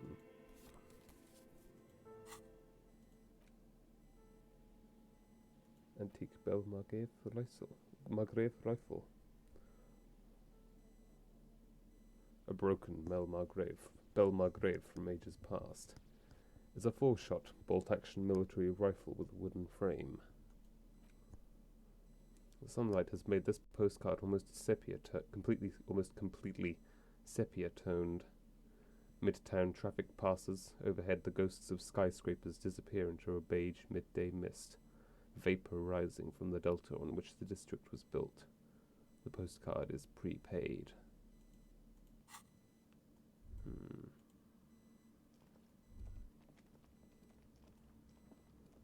An iron safety curtain curves before your eyes, folded like a bellows. It covers half the room, blocking the way into a colossal industrial chimney. This must be where the entity lives. This is directly above the central furnace in the cellar. The voices probably came from here. What an odd thing to do. Nothing happens. Still nothing. No one's home. Ow! Oh, fine. Those curtains prove to be surprisingly sturdy. Your fist hurts now. There must be another way to wake up whoever is in there. Maybe we can try yelling into the furnace downstairs. Alright.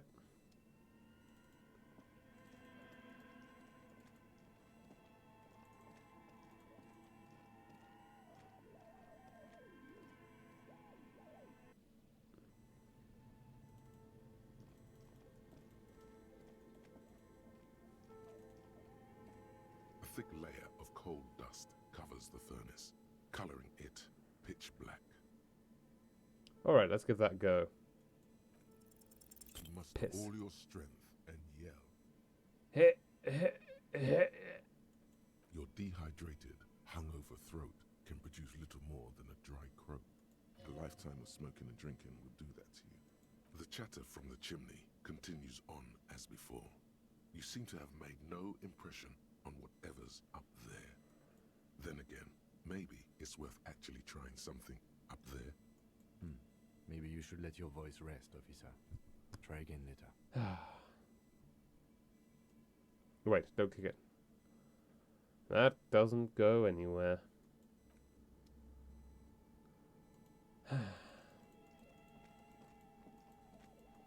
Okay, so I think we've investigated all we can here for now. What is it? It's nearly fucking 10 PM.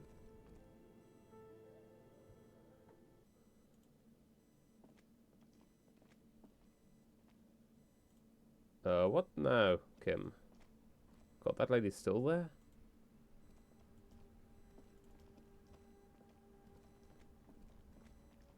Inside, you see a set of steering levers. This is Precinct 57. How may I assist you?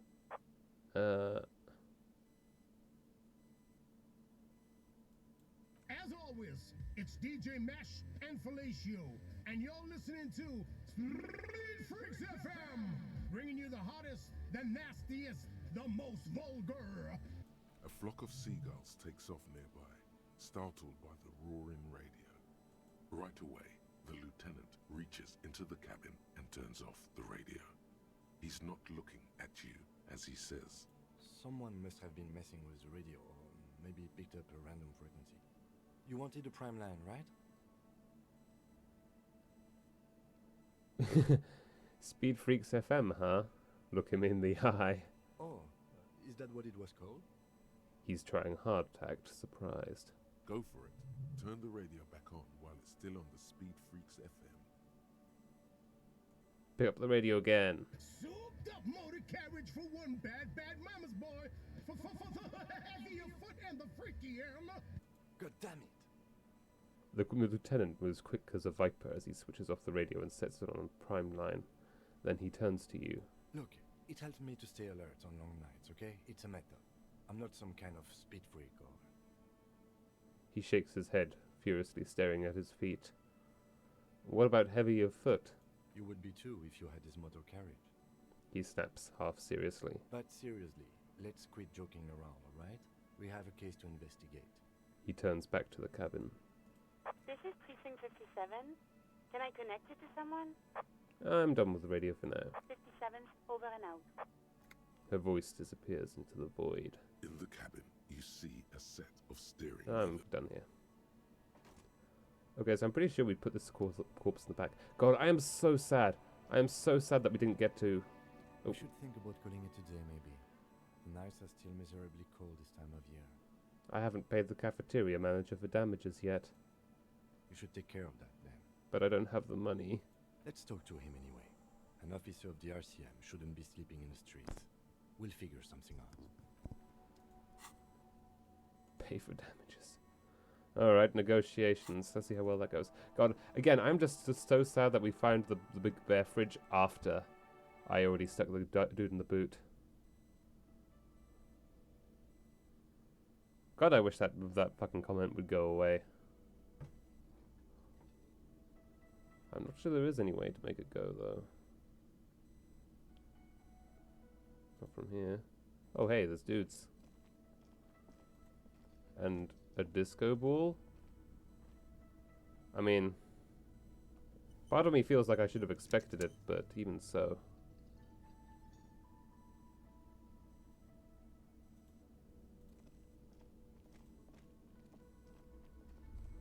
Oh, that sugary black rum stain on the counter makes you teary-eyed with joy. It's almost touching how syrupy and sticky it is. How long have you been up already? Not now. 2 hours? Definitely not that. Oh, excuse me. Do you have something better to do than lust for sweet syrupy rum and lemonade? With a twist of lemon? Maybe lime? Maybe who cares? Just rum. I should finish that thought. It's all about money, you know. Oh, thanks for that. Alright, got. Yep.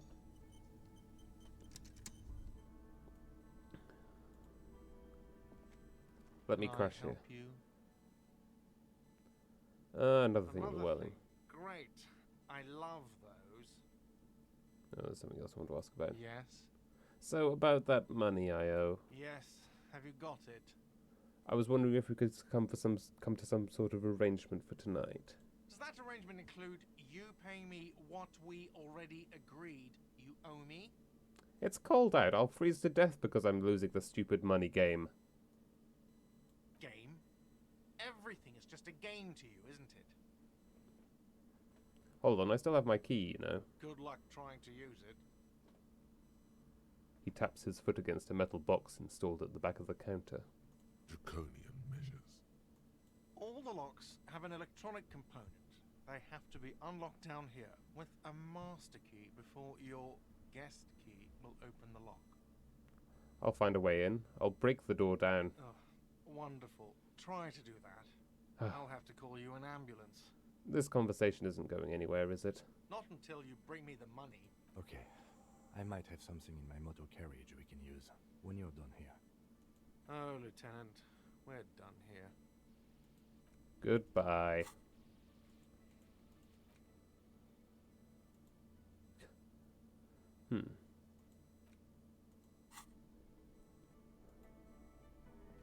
Wait, so am I sleeping on a fucking bench tonight? Am I really Hobocop?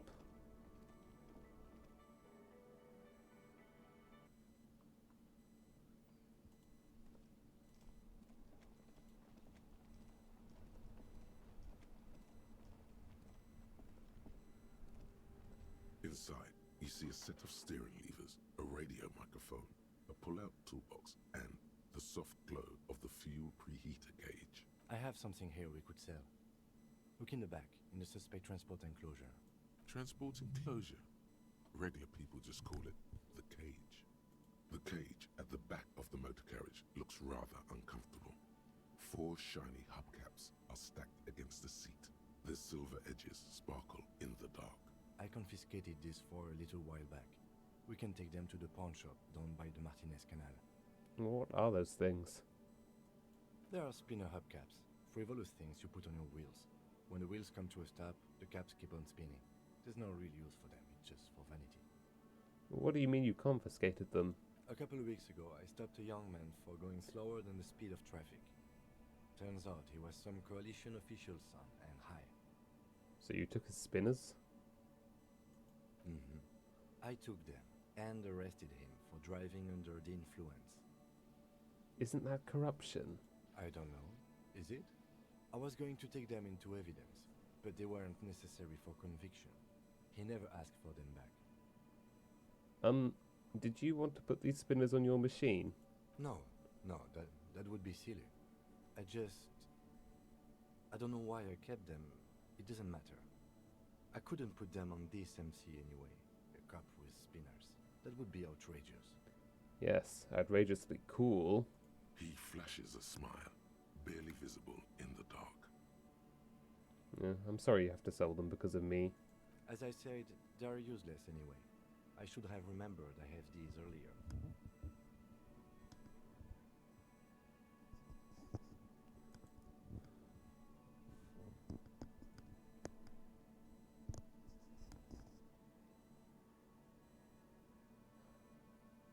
I'm trying to think if there's anything else I have in my inventory that would cover the bill, but I don't think so.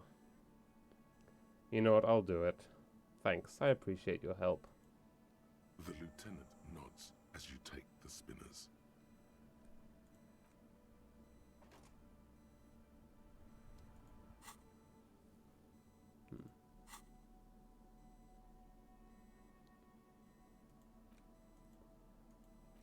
Items. Price. Pen. Le Jardin. Shoppable. Oh, that's not bad. 13. 50 rail. But I don't want to get rid of the production schedule. La Delta. Radiant Spinners. 200 rail. Fuck yeah. Yeah, I mean, even if I sold the production schedule, that wouldn't cover it. The magnificent hubcap spinners that Lieutenant Kitsuragi has donated to you so that you can pay for your room at the Whirligig. They are slate blue and shimmer haughtily in the light. Yeah, I could sell literally everything else I own and I would not have... Oh wait, I don't need the flashlight anymore.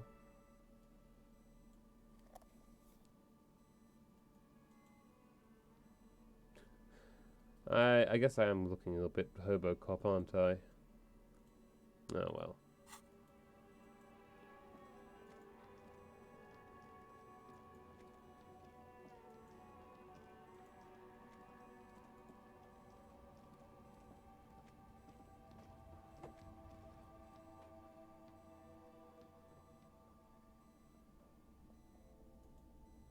Wait, hold on. Pawn shop. This isn't the pawn shop. Is this about the questions again? Because I don't really know anything. Oh, does Fleet have a warehouse in the back of the Whirling in Rags? A warehouse? I don't know. Maybe. I don't really care what Frit does. Come on, give me something to work with here. She looks up from under her brow. Fine. Frit doesn't have a warehouse. Just a little back room here. Okay?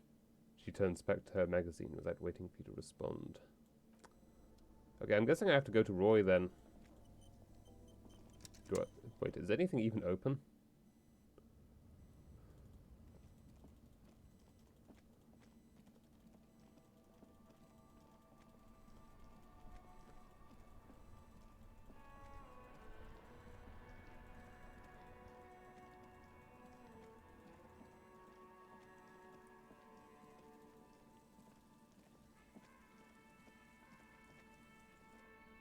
Well, apparently Roy is. It's not often that I see officers from the RCM in my pawn shop. The man at the counter turns to you slowly. What can I do for you?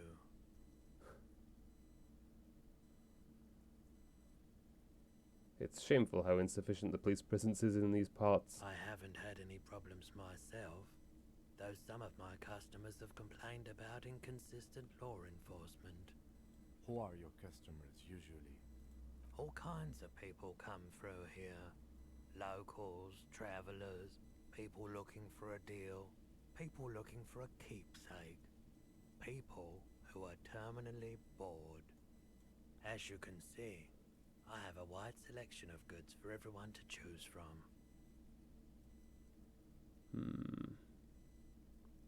Quite the collection. I may have something to add to it. It keeps me entertained. His attention is drawn once more to the play of light and shadow on the walls behind you. He's well composed, but underneath it you sense psychedelic processes bubbling. Some kind of drug, maybe. Entertained? He might be high. If he is, on what? Electrochemistry. Let's go. Feeling warm and enthralled by the movement of light, while the mind continues to race forward. Lucky bastard. He's probably on Pyrrolidon. It's tough to come by on the street. Pyrrolidon? What's that? A drug developed by the military to treat and prevent radiation sickness. It has psychedelic side effects, and it makes your eyes turn yellow. So where does a man get Pyrrolidon for these days? Or is it just me, or is it really warm in here? I try to keep the shop at a comfortable temperature.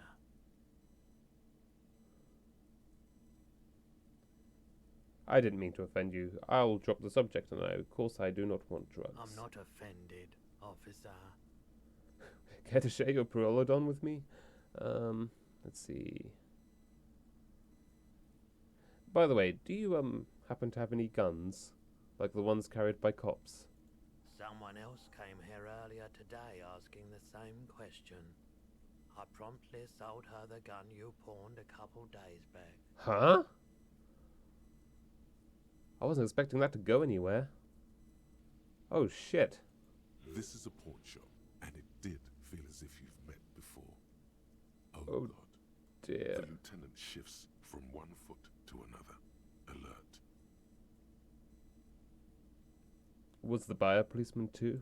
She didn't seem like a policeman, although she kept referring to herself as a pig, which was odd. I found her interest in the gun a bit obsessive, but I was just happy to get rid of it, and of her. Truth be told, she was terrifying. Right, so let me get this right. You sold your sidearm, issued by the citizens' militia, and now a civilian is running around the streets of Martinez with it? I'm sorry I sold my gun. Maybe she's a vigilante. Wants to prove she can do our jobs better than we can. It's possible in these parts of town. We ought to find her and discourage her from taking justice into her own hands. He looks around, worried. Any idea where I can find this buyer? My apologies, officer, but I have no idea where she was coming from or where she went. A needle in a haystack. There is nothing you can do about it now. You'll just have to hope you luck upon her somehow. Well, at least I know now how I lost my sidearm. Let's talk about something else. Of course. There's something I'd like to sell. Yes, we'd like to sell these hubcaps. The lieutenant steps in and hands him the spinners. Roy takes the hubcaps from the lieutenant and inspects them. The spinners appear iridescent in the dancing light, of his pawn shop. Yes, these are very, very good. Did you defraud some foreign prince for them? Jump-a-mesque banger? No matter. I'll give you 200 real. No one was defrauded or jumped, I assure you. The lieutenant explains as the pawnbroker opens the register and counts the cash. Of course, I meant no offense. 200 real for you, officer. Delightful doing business with you. Do come again. Thank you. He takes the cash, then turns to you. Here's the 100 real you need for your bill. Do not waste it. The rest goes in his pocket. The rest is for him, to compensate for the pain of being separated from his radiant spinners. Anything else you're thinking of selling? I have a fascinating photo of a corpse here. Let's say what my pawn menu is. Anything else you're thinking of selling?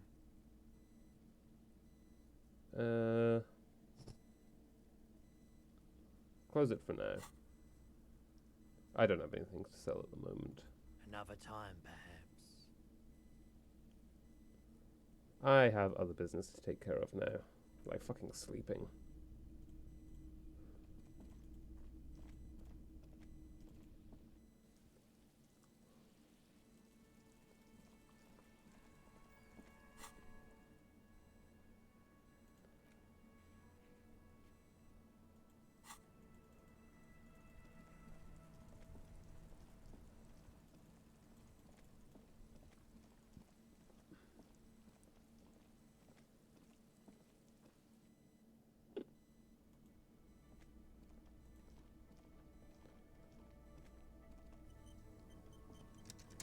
Okay, Gart.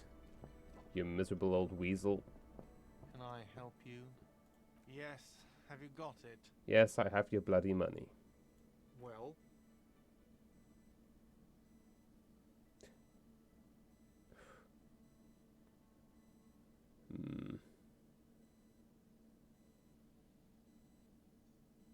Here's 100 real. Great.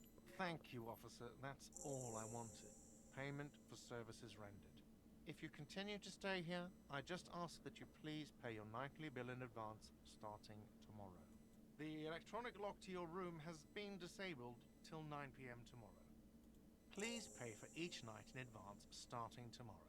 20 real per night. Find money for rent and pay Gart. As long as you don't have a free place to stay, you'll have to do this every night. Ah, shit.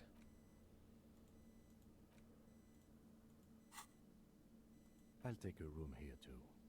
He opens his wallet. Of course. Always happy to have officers from the RCM as guests. Anything else I can do for you? Goodbye. Yes? Nothing.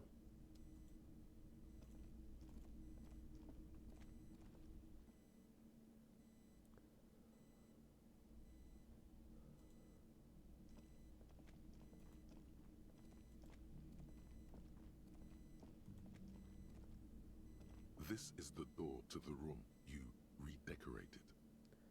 Good night, Lieutenant. Just a moment. We should talk about our progress on the investigation. Let's go out to the balcony. All right, let's go.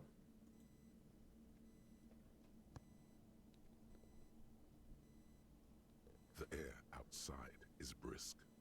The lieutenant is silent for a moment. He listens to the traffic hum. Then, Now then, we should talk about the investigation. But I also feel you're a bit hazy on the RCM. Our role here, our rights, our jurisdiction, basically. He lights a cigarette. I didn't know you smoked, Kim. I have a cigarette every night when I go over my notes. It's something of a ritual. oh man, he looks so devastatingly cool with that cigarette. I think I might want to pick up smoking. Do you have any more cigarettes?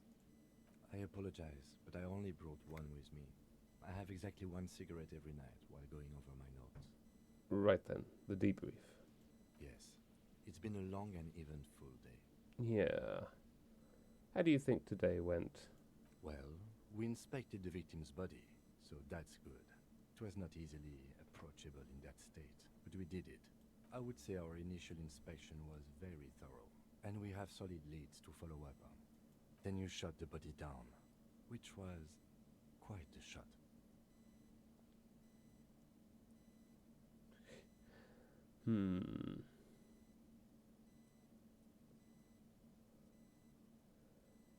Nothing really. I was just doing my job, or do I suck up to Kim? I'll be modest. It enabled us to perform a field autopsy on the victim. We found some things we can really work with. I still feel like we missed something, but it's up to the boys in processing now. We did perform a thorough search of the crime scene. That's great. Now, as for interviews, my list of people to talk to here in Martinez, I mean. The initial interviews? Yes. Well, we would talk to some people. Including Evrard Claire, a daunting adversary, if there ever was one. He wasn't particularly forthcoming with useful information, however. He's not saying much on the matter, because he thinks you could have gotten more out of Everard. I'm a little intimidated by him, honestly. He has stuff on me. Well, we will have to work through that. We talked to Joyce Messier, but didn't get any information from her. I have a feeling Joyce knows how dangerous the situation really is. We have to get her to talk to us. If Kim is emphasizing something this much, it really must be important. Above all, though, today was exhausting. What's with all the running? You run a lot. Is that a standard Precinct 41 practice? Does this game actually track how much you jog around? Has it been doing this the whole time? I have a really good theory about why you're running so fast, son. Just you wait until we get up tomorrow. I'm training for a long-distance run. I want to raise money for charity. I don't like to waste time. You know, my mind moves fast. The rest has to try to keep up. It's impressive, especially for a man your age. And in those hills. He nods thoughtfully, tapping his finger on his cigarette. Nice shoes, by the way. I like the green. Goes with the orange. He looks at your snakeskin shoes and smiles suddenly. So what are our powers exactly? The RCM? They're quite limited, actually. The power officers of the Revachol Citizens Militia exercise most frequently is imposing fines of up to 1,000 real for offenses, in accordance with an interdepartmental schedule. Wouldn't that be an easy power to abuse? Yes, although indirectly, as citizens can always request records from their local station. Officers of the RCM have been known to take bribes of less than the prescribed fine amount. It undermines trust in the RCM. Okay, what else? We can arrest people, of course, but rather than bringing someone in directly, it's preferable to serve a station call slip. It prevents confusion and overcrowding. Wait, how can you be sure the arrestee will show up? You can't. Those who don't show up become fugitives, though, and have fewer legal rights when they are eventually caught. It's about power projection. Thus far, they seem to mostly show up. I see. And if someone resists? As you may have gathered from the fact that we are expected to carry a record of our kills, like the one in your watermarks, we are permitted to use whatever force is necessary, and strongly admonished not to abuse that power. Wait, so if I kill someone while on duty... You have to supply compelling evidence for why it was necessary to use lethal force. In these cases, your partner is usually your witness. Not a good position to be in, by the way. Internal Affairs handles these cases thoroughly, by cross-examining you for inconsistencies. It is hard to cover for anyone, which is for the best. What happens to the people we convict? We don't convict. We arrest and send them to coalition government courts in Couron and La Delta.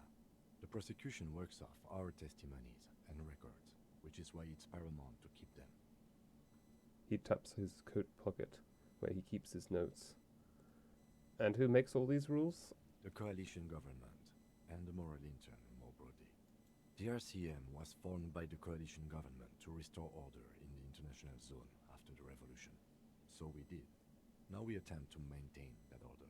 No more, no less. His gaze is absently fixed on a window below that just went dark. Or perhaps it is better to say we were allowed to form. It's a point of contention whether the citizens of Revachol or the coalition government founded the RCM. I'll say nothing. Silence. A great comment to such a conundrum. The Moral Intern, what is it? The Moralist International are the world's largest political organization. You know who they are. They have been running this place after the revolution failed. If I didn't know, how would you describe them? They're a union of center-left and center-right parties across the Real Belt. Our coalition government is just one of its many projects. They also run the ICP, EPIS, most intergovernmental organizations in the world. What do they believe in? What do they believe in? They are Dolorians. They believe they continue the humanist project set forth by Her Innocence Dolores Day 4 centuries ago. Others say they are just technocrats. Those others say they continue the humanist project set forth by Dolores Day. What is their symbol? Interesting question. It's a blue forget-me-not. Their motto is love, compassion, self-discipline.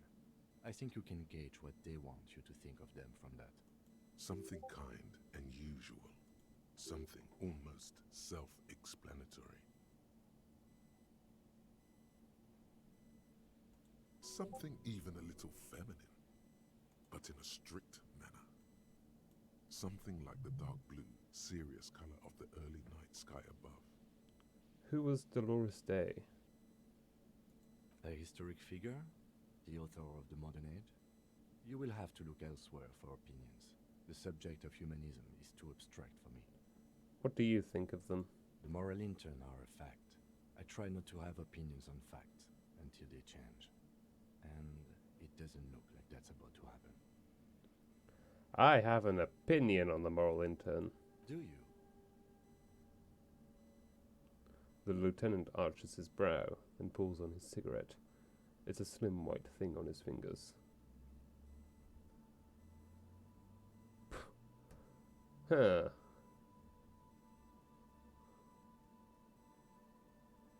They've done an awful job here. Have you seen the place? This isn't humanism.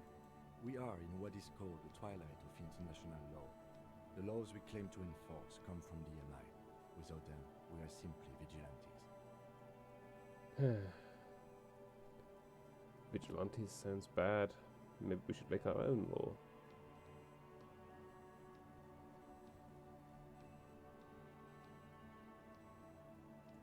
Spoken like a revolutionary, not a cop. But hypothetical aside, in Martinez we already are vigilantes. At least the Union thinks so. I expect our job here to prove quite challenging. I will look into the night. The dying lights of the city shimmer below. Slowly, like luminous clouds, they pass on his lenses. The lieutenant looks at his slim cigarette, contemplating the next drag. An aerostatic passes overhead, the whiskers of its floodlights on the ground below. Kitsuragi's glasses light up as he looks to the sky. 2 glowing circles. They really don't like us here. And the mouth on that kid, Kuno. It's different inland, in Jamrock and the GRIH. He pulls on the cigarette. Why are they like this? It's our fault for leaving this place to the dogs, to the Union, to the company, not daring to come here more often. This place has fallen between the cracks, the jurisdictions of our 2 precincts. And in Jamrock and the GRIH? We run this city. West of the river is RCM land. He looks at the dark silhouette of the equestrian monument cutting into the night sky. It's incredibly hard. Human beings are... But we are in control, and it's worth it. The organization works. Our systems work. If they didn't, the city would disintegrate. We won't change anything here. Probably not. Anyway, positive change happens slowly. We never really get to see the impact of our actions. He is very tired, but the dark circles under his eyes make him look younger, not older. Thank you for this. Yeah, it's getting very cold now. Let's go. He puts out the stub of his cigarette and looks to the door.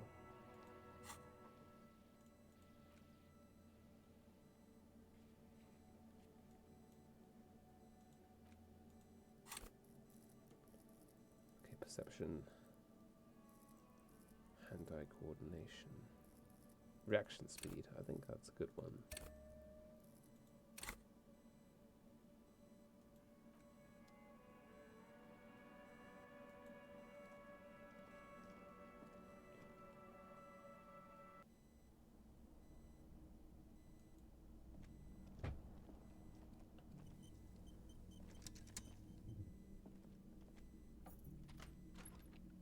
See you in the morning.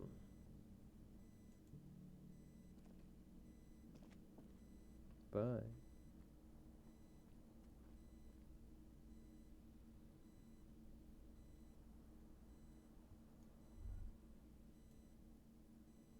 Wait, hold on.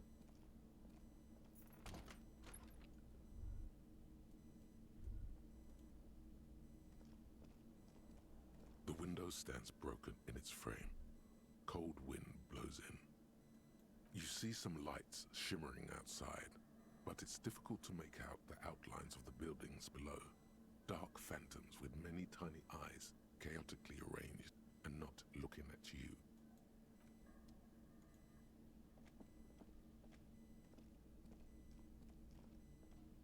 A mirror hangs on the bathroom wall. In it, your face, adorned with the expression. Challenging. Oh shit! I still have Kim's chain cutters. Oh well. Your hands, however skillful, can't manage this task on their own. You should get your chain cutters out. Oh, okay.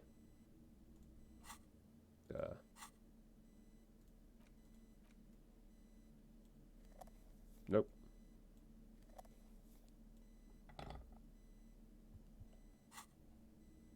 A mirror hangs on the bathroom wall.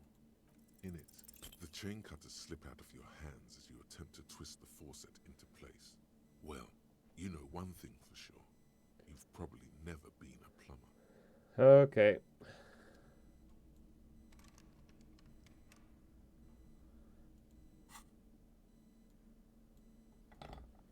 Knock that one on the head then. Okay. The bed is cold and not particularly inviting, but it's yours. The sheets look awful. The option to go to sleep becomes available every night after 9 p.m. Night? Every night? I'll crawl in. The sheets feel at once coarse and clammy against your skin. The bed sags beneath your weight as you stretch out and finally close your eyes. And then sleep doesn't. And then sleep doesn't come. But I want to sleep. Obviously, you're in bed with your eyes closed, but it's not happening. Why? Maybe it's the bed's fault. Check the pillow. Its synthetic filling has separated into hard lumps. The pillowcase smells oddly. Smells of alcohol and sweat. And grease. Roll over to the other side. It's a little better. Colors, scenes, and half-formed phrases still litter your mind. Part of you is still trying to solve the case, isn't it? Who killed him? Who? Something to do with... What was it that the lieutenant said? Union? And it's gone again. Your thoughts lost between the slowing brain waves. No more thoughts. Fall asleep now. Your breathing steadies. A great silence washes over you until your eyelids twitch in your sleep and images start forming.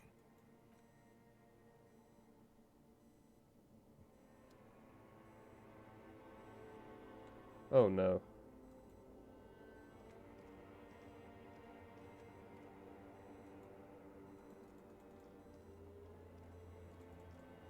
Yep, nothing but fog.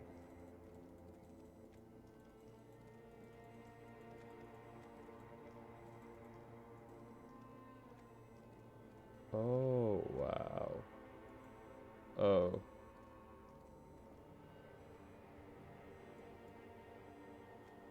Do you remember the scent of your childhood? I remember nothing. Do you remember your wife's hand on your face? You said who? Do you remember the warmth of her thighs? Between her legs and in her mouth? Tell me what this is. I'm not answering before you tell me who you are. You know who I am. I'm the bad day. The one where you ask her, and then later in the streets, wandering. It's the worst day of all time, Harry dear. And it's coming. She will hear about it on the phone. Reality will turn into a grotesque nightmare. This will be the last thing you did to her. Tell me, do you remember the love of your life? I left. Oh no, Funky baby, you stayed. It was the rest of you that left. Or you just stood there, with one hand on the bottle and the other on your dick, watching it go. Tell me, where are your friends? Human beings have friends, Harry boy. Where the hell are yours? I don't want to come back. They were only cramping your descent into the abyss. Now they're gone. 3 times gone and never coming back. All of it. You failed. You failed me. You failed Elysium. What is Elysium? Everything. The Pale and the Islas. On the surface. The outer magnetosphere. Burning, furious truth. 8,000 years of written history. You really dropped the ball, Harry. 4.6 billion people. And you failed every single one of them. You really fucked up. I've seen you before. No, you haven't. You're just sleep talking. And the act is wearing thin, too. The spots on the disco ball fade around you. You'll be back in those cold snakeskins in no time, sweating up the bed. Stinky boy. I can come back from this. You're not coming back from shit.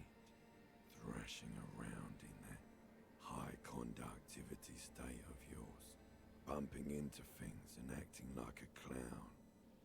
Who are you kidding? I'm trying to solve this case. You're trying to what? I can't hear you. This is just a word dream now. Jumbled up garbage. The pictures are gone. The bed rises to meet you. A thin, sleep-like state. More glass than velvet, grinding in your head. So something is wrong. Sleep shouldn't be this bad, this dry, this unnourishing. There's something wrong with your thoughts. Some kind of new type of hangover. God, there's another type? Oh yes, party boy. And it's worse than the one before. Just think of the shit you saw. Here it comes too. So soon already. A silent alarm goes off in your head like clockwork. Barely let you sleep at all. Time to get those clothes on, Harry. Time to go to work in the shit factory.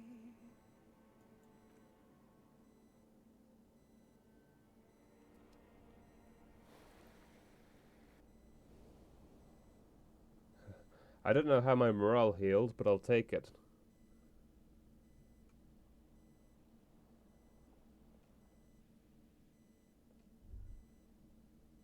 Good going, buddy. Is that how it's going to be now when I close my eyes? Yes. Wait till you see the one with the chick in it. It's gonna be a good one.